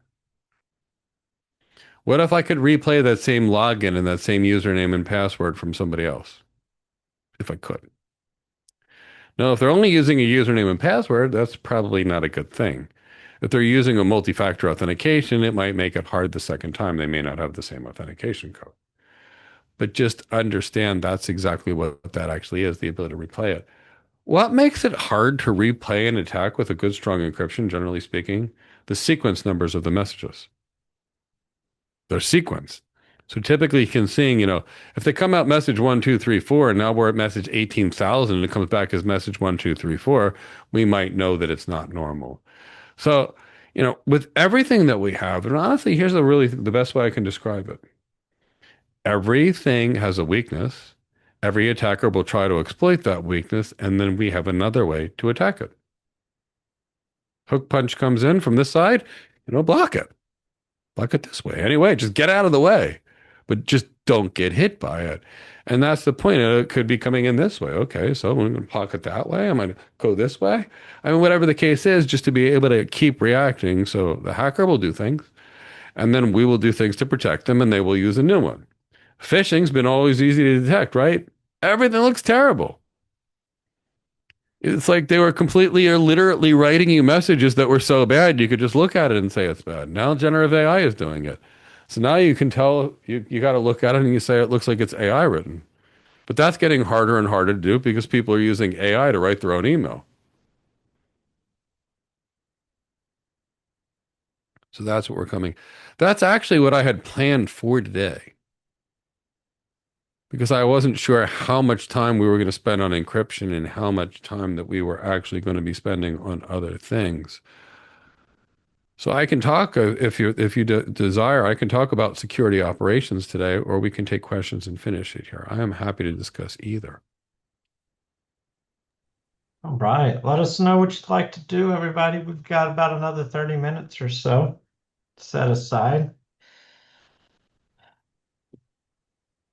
And I believe we still have one more session, right, Mike? Yes, yes. All right. Well, what are we going to be getting into in that last session? I don't have my list in front of me, so let me not comment on that. I see some people that want to focus on some security operations. Absolutely. That's what it looks like. That's all right. I'm always happy to do more. So let's give it another minute or so, see if a question happens to pop in. And by a minute or so, I mean like, 30 seconds.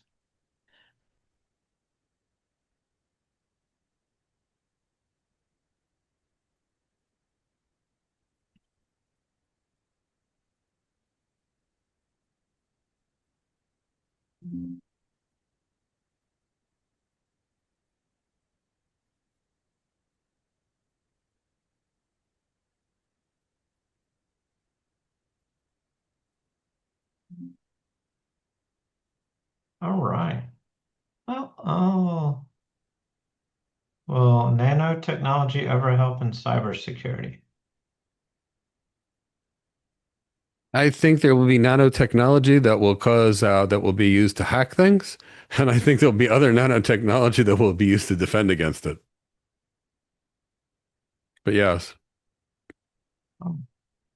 So if a public key is used to encrypt a message, what stops the public key from decrypting the message? Okay, so it's not the public key that's used to decrypt the message. Great question. So let's go back to this because this is pretty interesting. So let's go back and say we have a sender and we have a receiver. So here is the receiver. And we're going to say here is the sender. So the receiver has two keys. It's got a public key and it's got a private key.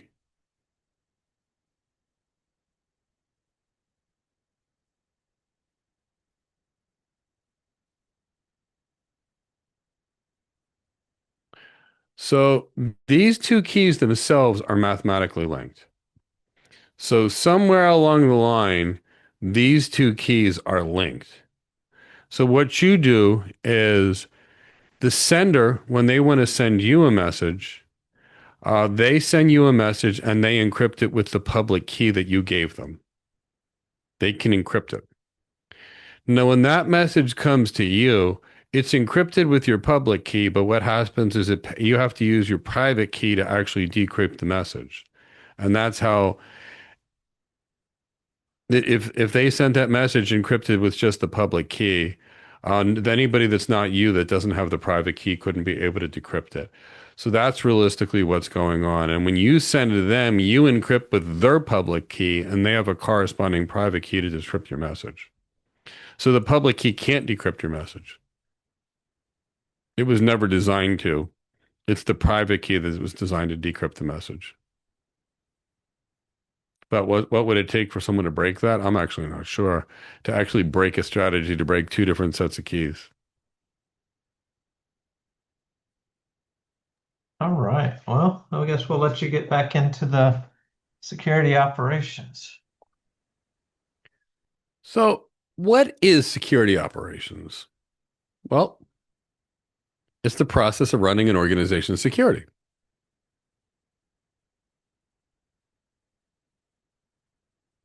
So to remember, what are we designing as architects? A strategy to protect the uh, people's assets, their facilities, their system, their people, their customers. Those security engineers are going to go build these things. So operations is running everything along the way. So one of the things that we have to work with is the concept of need to know. Need to know is very similar to principle of least privilege, but not exactly. Need to know is you have no more information than you need access to do your job. And principle of least privilege is I give you access to only what you need to do your job and nothing else. So they're very similar, but they're not the same.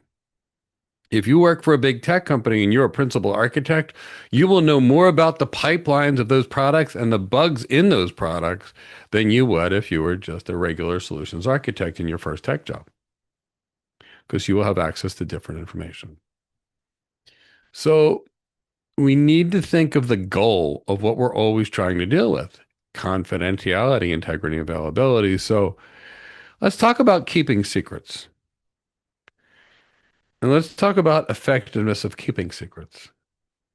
So if my cat Cindy has a secret and she tells it to her friend Sunny and says, don't tell anybody. And Sunny picks up her phone and calls Caddy. And then Caddy calls Whiskers. And Whiskers calls Rambo the cat. And they all say, don't tell anybody. What are the chances that Cindy's secret got out? Pretty big.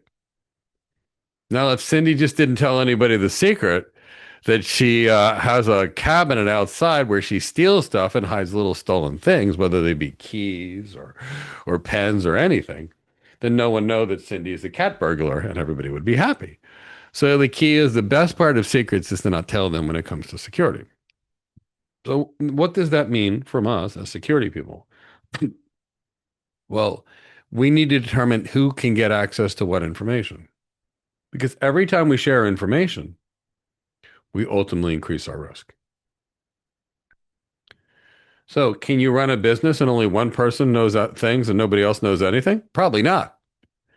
So what we have to do is we have to realize and accept the risk that people are a risk, and then we have to put controls to limit our exposure. So depending upon what it is, some people need to know, some people don't need to know. And I kind of hope that makes sense. So we're going to limit that exposure there. Who uses a lot of this? The military. If you don't need to know it, you're not going to.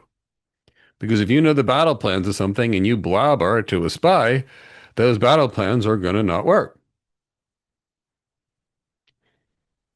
Businesses do it too. I promise you, when you get to a bigger role, you will know so many things that others just will not know. Because they won't be allowed to tell you.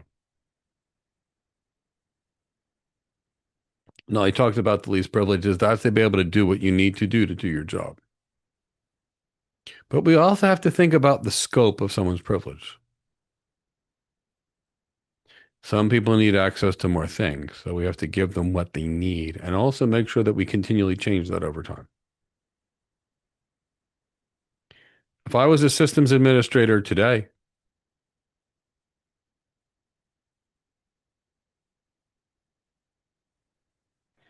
I'd probably need access as a systems administrator to a lot of things. The person is no longer the systems administrator because they learned how to be an architect and now they're an architect. They're not touching the technology. Do they need access to the servers, hard drives, or the routers or switches? Of course not. They're not even going to be allowed to touch the technology.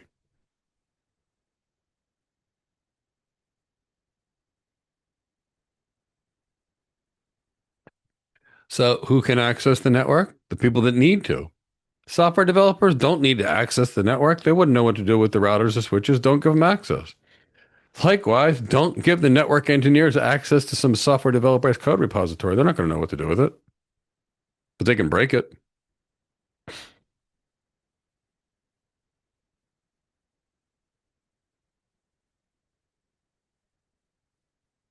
Applications, not everybody needs access to all applications. And I'm going to mention the concept of a service account. So if you have one system that attaches to another system, typically it's called a service account that's used for that.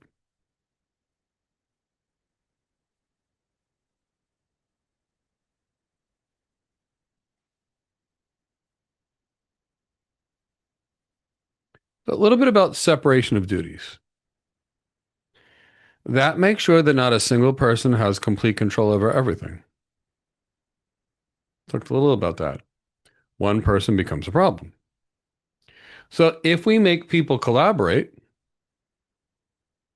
it makes it very hard for one person for a conspiracy. Of course, if one of those people leaves, now we've got more people that can leave the company and then hope that our non-disclosures work. Agreements. So we have to come up with some system where users can verify each other's actions. You know what we do at the hospital? Let's say a nurse has a 10 milligram syringe of morphine and gives 4 milligrams of IV morphine to a patient that has chest pain or a cancer patient or whatever. What do we do with the rest of the morphine? Can we just leave it sit out there? A nurse gets another nurse to watch them pour it down the sink or put the rest of it down the sink to prove that they wasted it. And they both signed off. Well, it's worth money, so it does not sound like a good way to secure it. That is using a series of checks and balances. At the end of the day, the pharmacy also checks the cabinet. Wait a second, something's missing. Where'd it go? We do the same thing in any business. It's no different. So the key here is what we're trying to do as a rule from a fraud prevention perspective is a few things. We're trying to make it hard for people to engage in fraud. And a lot of it, some of it's malicious, but some of it's just accidental. And sometimes it's just accidental.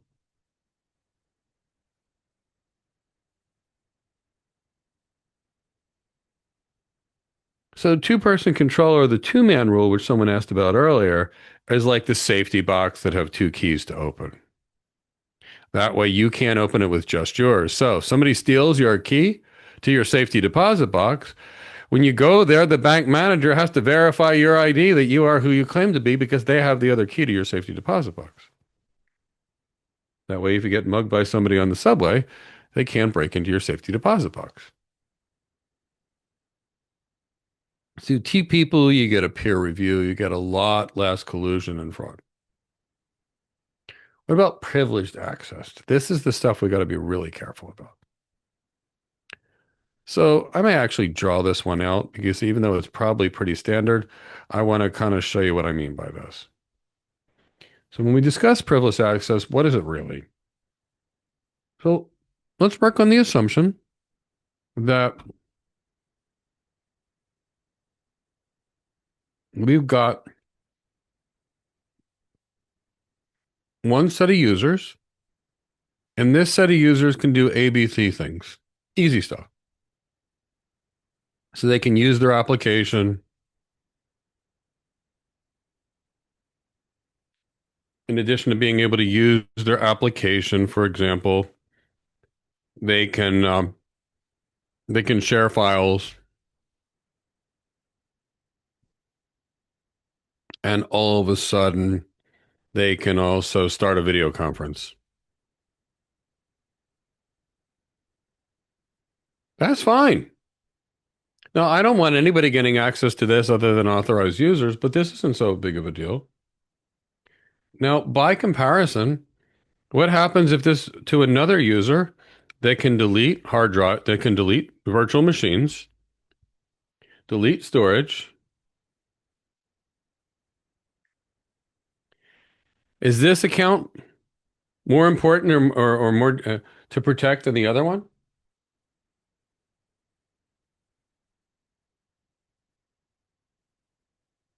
So that's that kind of privileged access. And with privileged access, we have to work really hard in order to make sure that we have what we actually need. Now, what happens in emergency situations?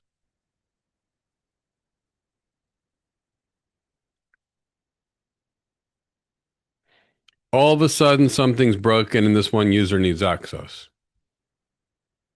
We might need to get that user temporary access and yank it when we're done from an operations perspective.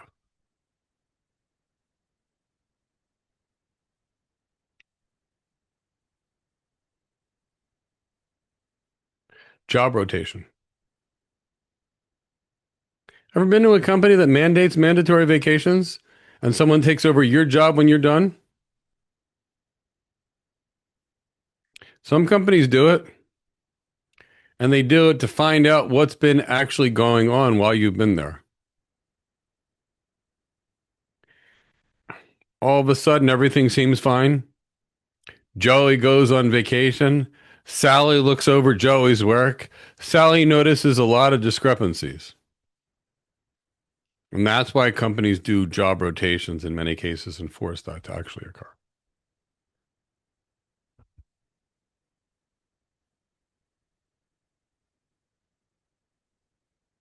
Now, think about it. If you know somebody's going to take over your job for 4 weeks, are you going to be doing any kind of goofy things that someone else is going to find out about? No. But if your job's never been rotated, you might.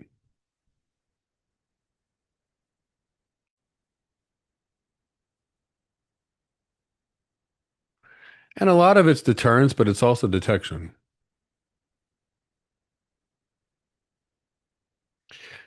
Now, I talked a little bit about that concept of privileged account management. There are some users, just some of them, that have access to a lot more abilities to use the system.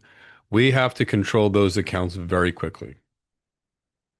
Anybody that can create a user, delete a user, create storage, create a virtual machine, any of them can cause a lot of damage.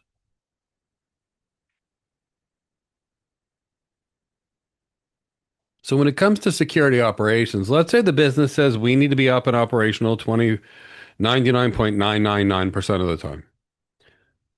That's approximately 5 hours and 15 minutes of downtime per year. This is not easy. And there's a few of us that have done it and designed it, but this is not easy.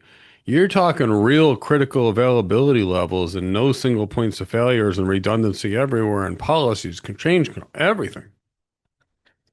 So what is the service level of agreement? If you are the IT staff for a hospital and the hospital says to you, we need our systems to operate 99.999% of the time because that doesn't happen, someone dies. And you are the CIO, what's your job? To run that 99.999% of the time. That's your job. It has to do that. You, in that case, in an internal environment, are the service level organization. Now, when we contract with a wide area network provider, an internet service provider, a cloud provider, if we do certain things, they say, if you paid for this 5.9 system and it's not, and we can only deliver you 4.9s, which is 52 minutes of downtime in a year. And I don't know any cloud provider that's really delivered 4.9s in many years, let alone 5.9s, because the systems are too big and hard and complex, no matter how many systems you use. So when we start getting into that environment, that's the service level agreement, what they guarantee to give you. And what happens when they guarantee to give you something and can't? Does anybody know what happens? They give you a small amount of money back. Like AT&T, my AT&T goes down for 2 days, and they say, here, we've given you a $5 check refund. Well, it's fine because I've got a Verizon backup internet connection too. So if AT&T goes down, my backup internet connection kicks in. But what if I couldn't work for 2 days? Do I care about that $5 they want to give me back?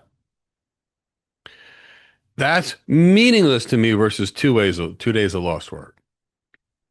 So the key that I need you to understand from a security perspective is an SLA doesn't mean that much. You have an SLA with a cloud provider that says 99.999% of the time. They're down for an hour and then they give you a little bit of money back, but somebody died. You are legally responsible for that. So we have to think about the service level agreement is a way to hedge risk, but it doesn't remove risk. Your job is there to be great and to protect that organization, its assets, its people. So don't expect anything where you ever have one for it to be good enough, no matter how much you diversify that. So in your service level agreement, what will you have? A description of the service. We guarantee to provide you 210 gigabit Ethernet connections per year with a guaranteed latency of no more than 2 milliseconds round trip, or 3 milliseconds. That's your service level of agreement. There'll be performance metrics in it.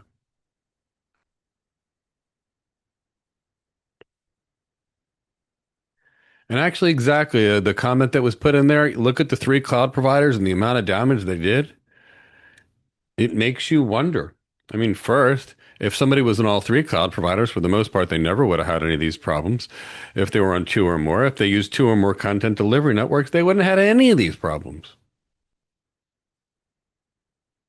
The problems occur from poor architecture and from a security perspective. Does it feel okay to have 3 or 4 or 5 people where all the internet goes through, and if they're down, everything goes down?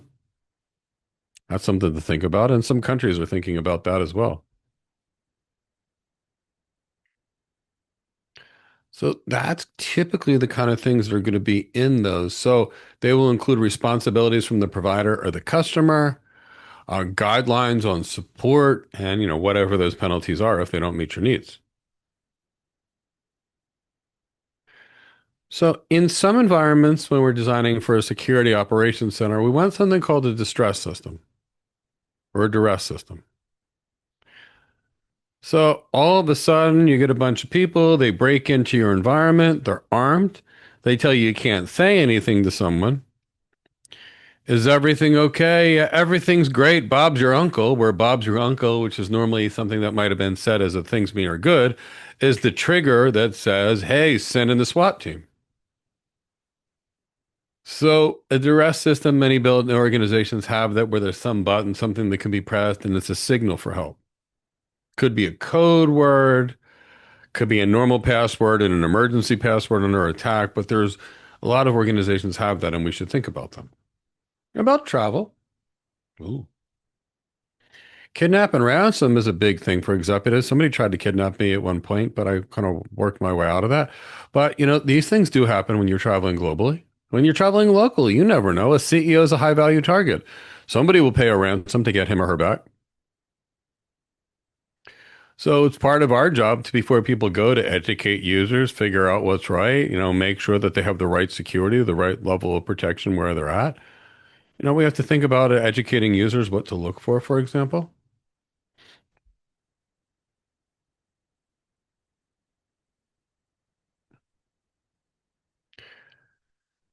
What about assets? If we've got an asset, we need to know what it is, what its worth is, and we need to classify that asset. That's why we do it with data. When we did data security, we talked about cataloging the data, labeling the data, making sure you know what it is. It's the same kind of thing. So who's responsible for all the data? Who owns it all? Typically senior management. So when we deal with an asset, who's responsible for it? What's it worth? Who's supposed to safeguard it? What have you? We're ultimately going to have to delegate, but the question is we're going to have to keep track of those that we delegate. And we have to manage hard assets and soft assets. Hard assets could be property, equipment. Soft assets could be something intangible like intellectual property, but we have to protect both. So one of the things that you need to think about is, so an organization, let's say you walk in a normal enterprise. A normal enterprise might have 10,000 routers, 25,000 servers in their own data centers, let alone, 30 or 40,000 virtual, 10, 20, 30,000 virtual machines in the cloud, a few 100,000 containers. You think it's important to know what they have and where it is? Know every amount of software we have, every virtual machine we have? Well, first, from a cost perspective, you don't want to be paying for stuff that doesn't do anything. But from a security perspective, everything that you have there is an attack point. So we have to typically keep, from the operations perspective, focus on these things.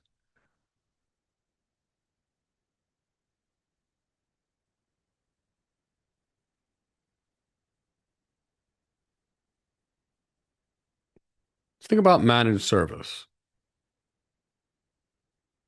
And let's think about what those risks are. If you are managing your security, who's your security up to?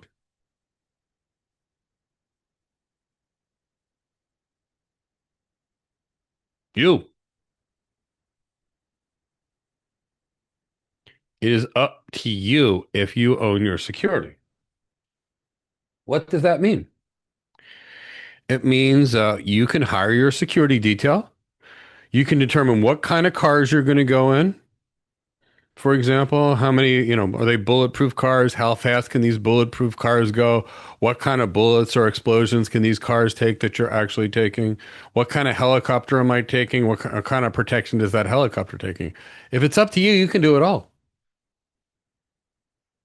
If it's a managed service and managed by someone else, can you manage it and make sure there? Can you go to their cloud provider and interview the people they hire? Can you run background checks on the cloud providers people?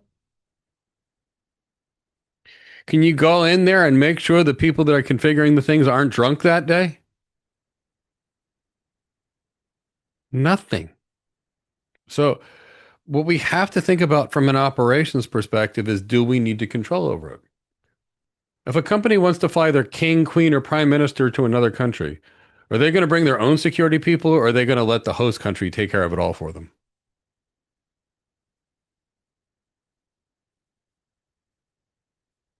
Trust me, I got it covered for you. No, they're going to bring in their own protectors that are also going to work with that other place where they're going. Because they can't trust somebody else with their own things. So I'm not saying where you can, I'm not saying where you can't, but you do need to think about this. So here's the model on the cloud. You control what you own, and they control what they own. Which means those data center facilities, if somebody breaks in, you can't control that. If they get hacked, like Azure's admitted to being hacked multiple times, their Azure Cosmos was hacked and their client's information was hacked. You have no control over the mistake they made. If they go down because of an outage they created, your systems are still down. So to understand that's the secured thing is you manage theirs and they manage theirs.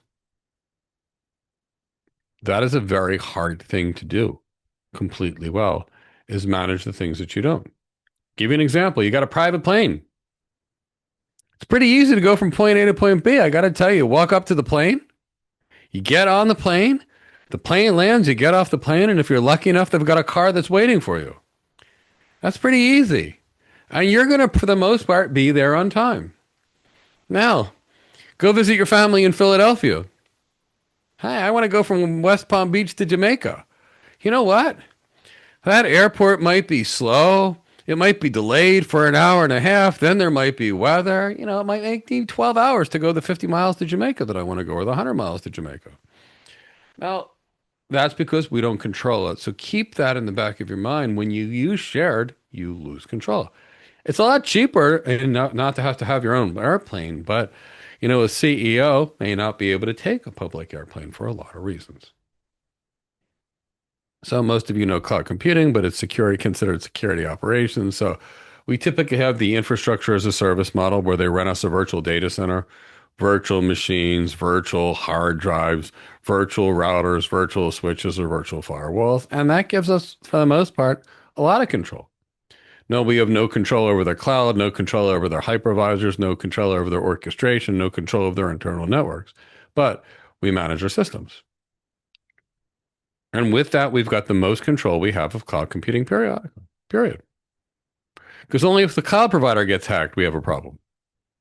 Because we can control the rest of it on ourselves. Now, we also have this concept of platform as a service. Upload your code and it runs. How much control do you think you have there?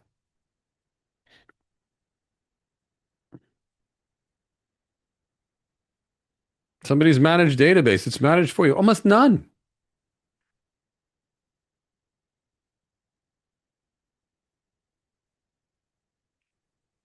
How about software as a service? Can you really control Google security, Microsoft security, inside and outside? All you can do is your usernames and passwords for your users. So the key is with every model that we think about, there's different environments. Now, one thing that we should think about is configuration management from an operations perspective. And what does this mean?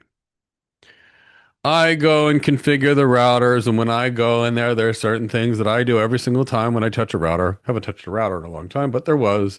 For example, I would disable the IP, the domain lookup, so every time I type something wrong, it wouldn't try to look for a DNS server. And I would always set up my terminal lines initially a certain way. And I had one or two things that I would do if it was one of my routers that I would set up for reasons. I would label certain links. Now, that's great. Now, Mehdi. Now, Mehdi, who's a great network engineer, configures those routers a completely different way each time. All good ways, but slightly different.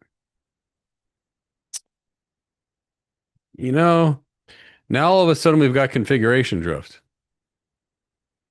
And at some point it becomes weaknesses in the system that we didn't know. So we have to kind of deal with configurations.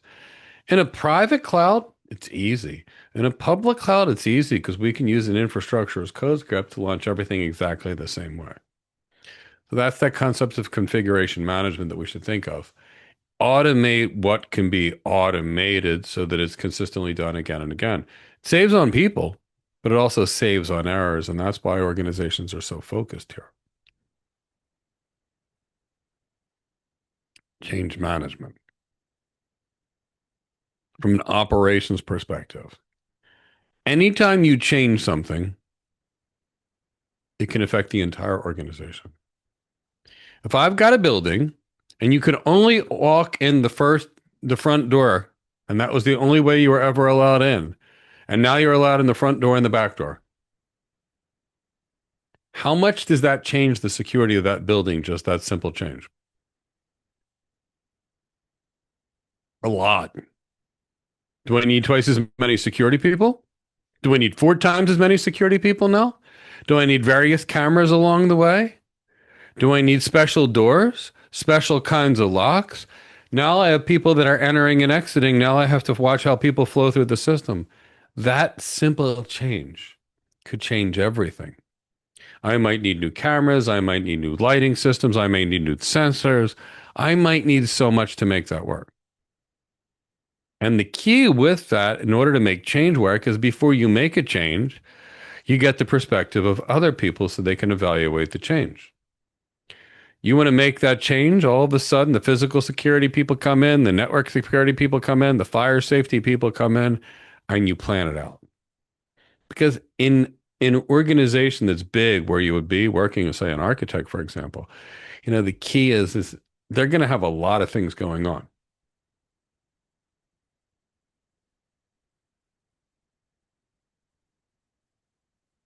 So typically speaking, you want to make a change. You have to request a change. The change will go through a board of people. They will look at it and say, "Great idea," or "Not a good idea," or "You can do this, but it needs to happen at this time of the night."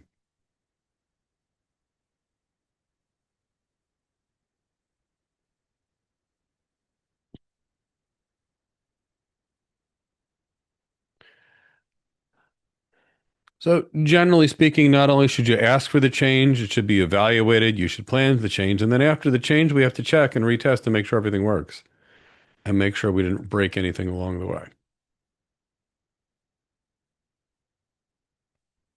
So when it comes to infrastructure as code, when it comes to a lot of things, we have this concept of versioning that we need to think about.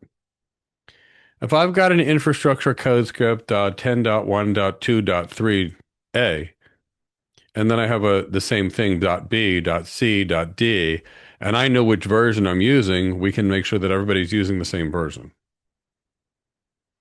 If I have 10 different operating systems and running in my organization, is that going to be hard to secure? Or is it going to be easier to secure a single operating system, all at the same version and patch level? Or do I want to try to have 10 different operating systems at 50 different patch levels and try to figure out how to secure that? Same thing with my software patches. What if everybody uses their own little patches? Again, that's going to become, how about the firmware on our devices? Again, the same kind of thing. So we need to think about that from an operations perspective. We need to keep, the engineers that are building these things need to keep documentation of the configuration. Routers have text files, for example. Infrastructure has code scripts, even documents on how to set up a system. It's operations. We want good documentation to do it repeatable systemically each time. Got a few more minutes to cover, but we'll finish pretty much at 6. Patch management. Think about what exists in an enterprise. Servers, workstations, cameras, sensors, phones. And think about any of these devices potentially having flaws in them or security weaknesses. So we're going to need some people along the line in the operations department that is going to do patch management and make sure they keep these systems secure and updated for security things. So can you just add a patch? Hey, Microsoft just released it. Let's just roll it out on my 50,000 servers. And then half of them get blue screened and then the system's down. We can't do that. So typically in an organization, there's going to be a process for this. Will there be a patch that comes out? The organization will assess whether they should patch it or not. They will test that patch, make sure it doesn't break anything. And once it's been working out through a small subset, they push it to everyone. But that's typically the way it works. And then they're verified to make sure that the systems have been up to date. One of the last few things we'll talk about under security operations is vulnerability management.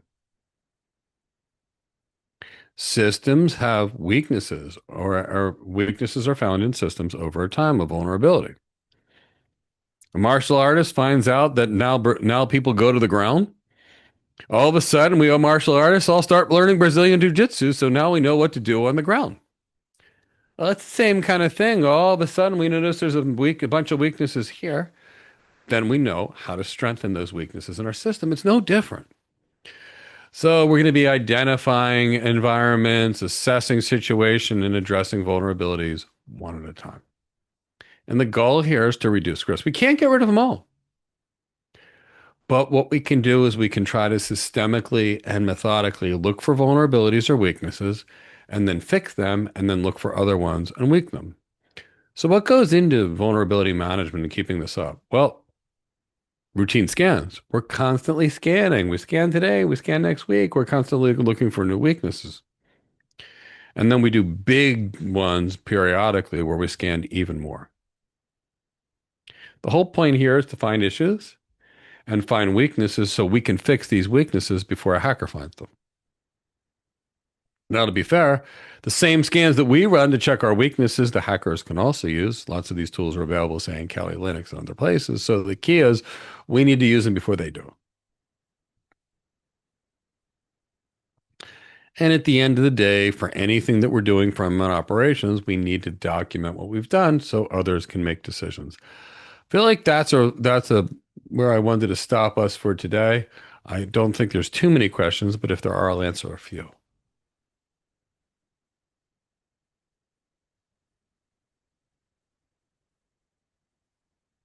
All right, so we had some questions. Let's see. Do.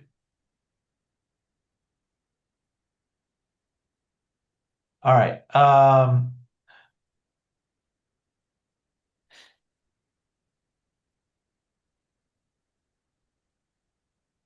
does a vendor determine their service level agreement that they issue to customers?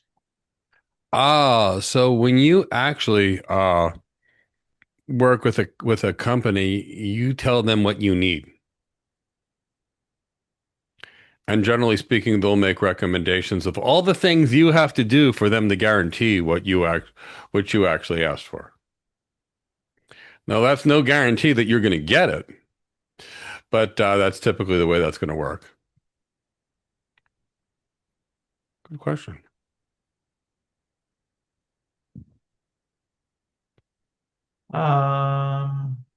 Let's see. I think there was a question that wasn't related to the content. If you would stay on the entering of your cybersecurity career and you know the golden network fundamentals, you have a degree as a system integration specialist, which international certification and education programs would you recommend? And which books are for good stuff to read?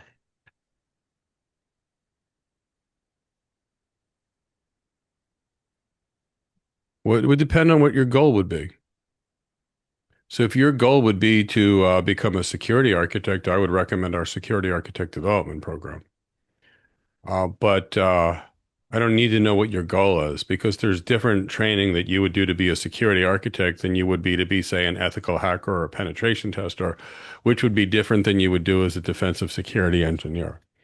So, I mean, personally, I went straight to architecture. That's what I would do. And I like architecture because you're not building it. You can't be replaced by AI. It typically pays at least double what engineering is. But that's me, and it's what I actually enjoy. But I have friends that enjoy breaking into companies and showing them their weaknesses. And that's a different set of skills. That's an engineering skill. So the bigger question I would have for you is, what would you want to do? And for that, I invite you to our webinar tomorrow. Yes. Tyrone or Leo, Tyrone, I think you probably have the quickest access to that webinar Yeah. link. If you want to put that in the chat box. Uh, Next question. Is the PKI authority an opt-in or opt-out system? How does a company qualify to become a PKI authority? How to become a certificate authority? I would have no idea. There's probably 10 of them in the world, so I've never taken a company to be a certificate authority, because that's way outside of my world. But typically, what has to happen is a company would have there's so you start looking at the internet and you start looking at the governance of the internet, and there's certain organizations like RIPE and ARIN that were responsible for designing, sending out IP addresses. And then you've got other registrars and top level domains that are part of the DNS system. And then there's other players on the PKI side. So I don't know how I would start a PKI provider, but I'm not sure that I'd want to start a PKI provider when there are all these great public key infrastructure providers that are actually out there. There's lots of things that I would do, but I don't think I would try to do that. All right, and the first part of that is that is the PKI authority an opt-in or an opt-out system? Uh, well, I mean, you don't have to get a public key infrastructure at all. It's totally up to you if you want a certificate for your system. So yeah, that's opt-in. It's not mandated by anybody. But if you can't prove to anybody that you are who you're supposed to be, you're not going to gain as many businesses as if you actually show the world that you can be secure. How are we able to design a hybrid on-prem plus cloud AI inference architecture with compliance restrictions? I would suggest joining a class with Dave Linthicum for that one. Yeah, so and that's the kind of thing we teach in our program that's 1,000 hours. Because the question you're really asking me is, how do I know a patient has diabetes, congestive heart failure, as long as AFib, and how do I know which prescriptions to write to that patient? And that's why we spent 1,000 hours training architects, is because you actually have to have that underlying knowledge, the way the body works, the different types of medications, how you would diagnose it, someone, which tests to order, how would you interpret those tests. But that's why we have 1,000 hour architect program. But we can tell you what would go into that if you want to join us on tomorrow's architecture webinar. Because I'll talk to you about the entire process of designing it, but I won't be able to teach the 1,000 hours in that session. But I'll tell you exactly what we do and how we do it and why we do it.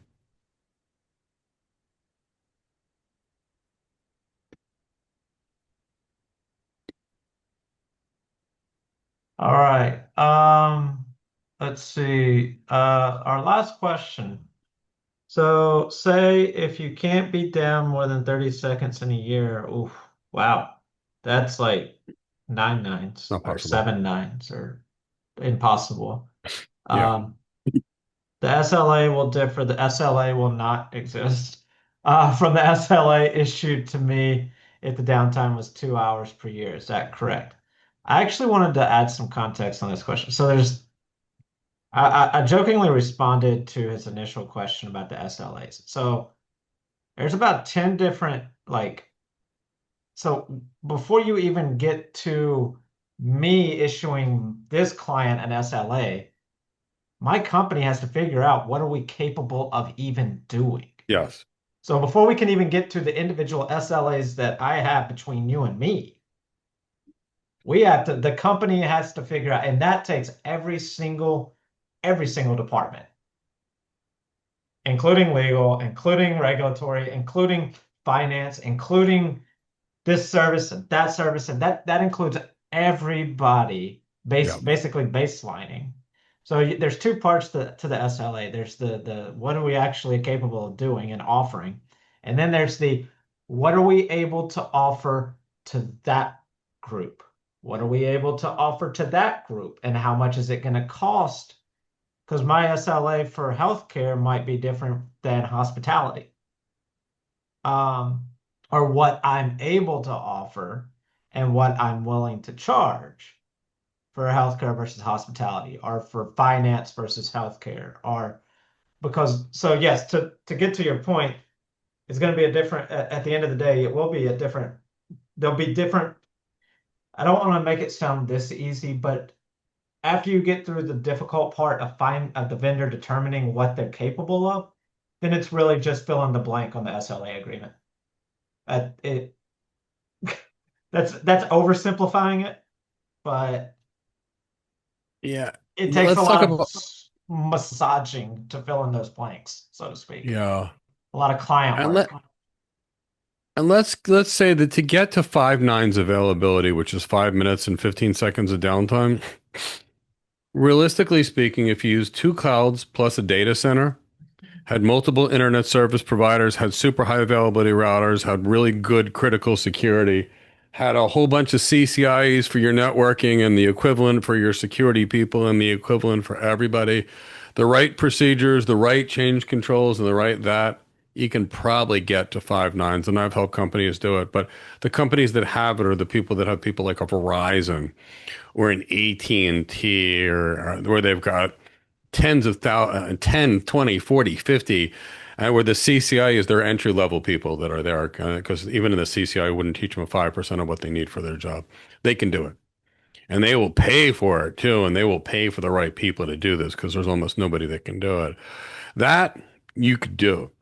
But it's not something the average person's going to be able to do. And the average architect, they're not going to get there because you have to literally know where the clouds work, how the networks work, how the clouds are going to fail, where the clouds are going to break, and where the breaking points are to work around them. So someone like a Russ White has been doing it. I've been doing it forever. And Ivan Peplanet, all of us were kind of doing this stuff for a few decades, but there's not that many people that really have done it. So it's not that easy to do, even though it should be. All right. Well, there are not any more questions, so I will let you wrap it up, Mike. And if I was a cloud provider, I wouldn't offer that to anybody because I knew I couldn't do it. So that's how the business have to see if they're able to do it, like Chris was actually describing, to even offer that SLA. So I hope we had some fun today. We talked about physical security, which I always like talking about because to me, it frames all of security in a way that makes sense to me. Then we got into talk about encryption, and then we talked a bit about security operations. So we still have more fun to go in the next session, obviously. And for those of you who want to become architects, I hope to see you tomorrow.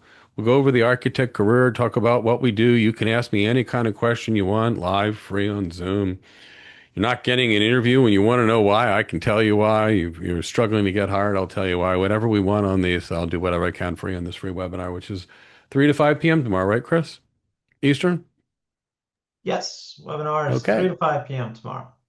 So I hope to see a whole lot of you there between 3 and 5 p.m. tomorrow. And of course, I'll see you back on Thursday. So take care, everyone, and thank you so much for joining.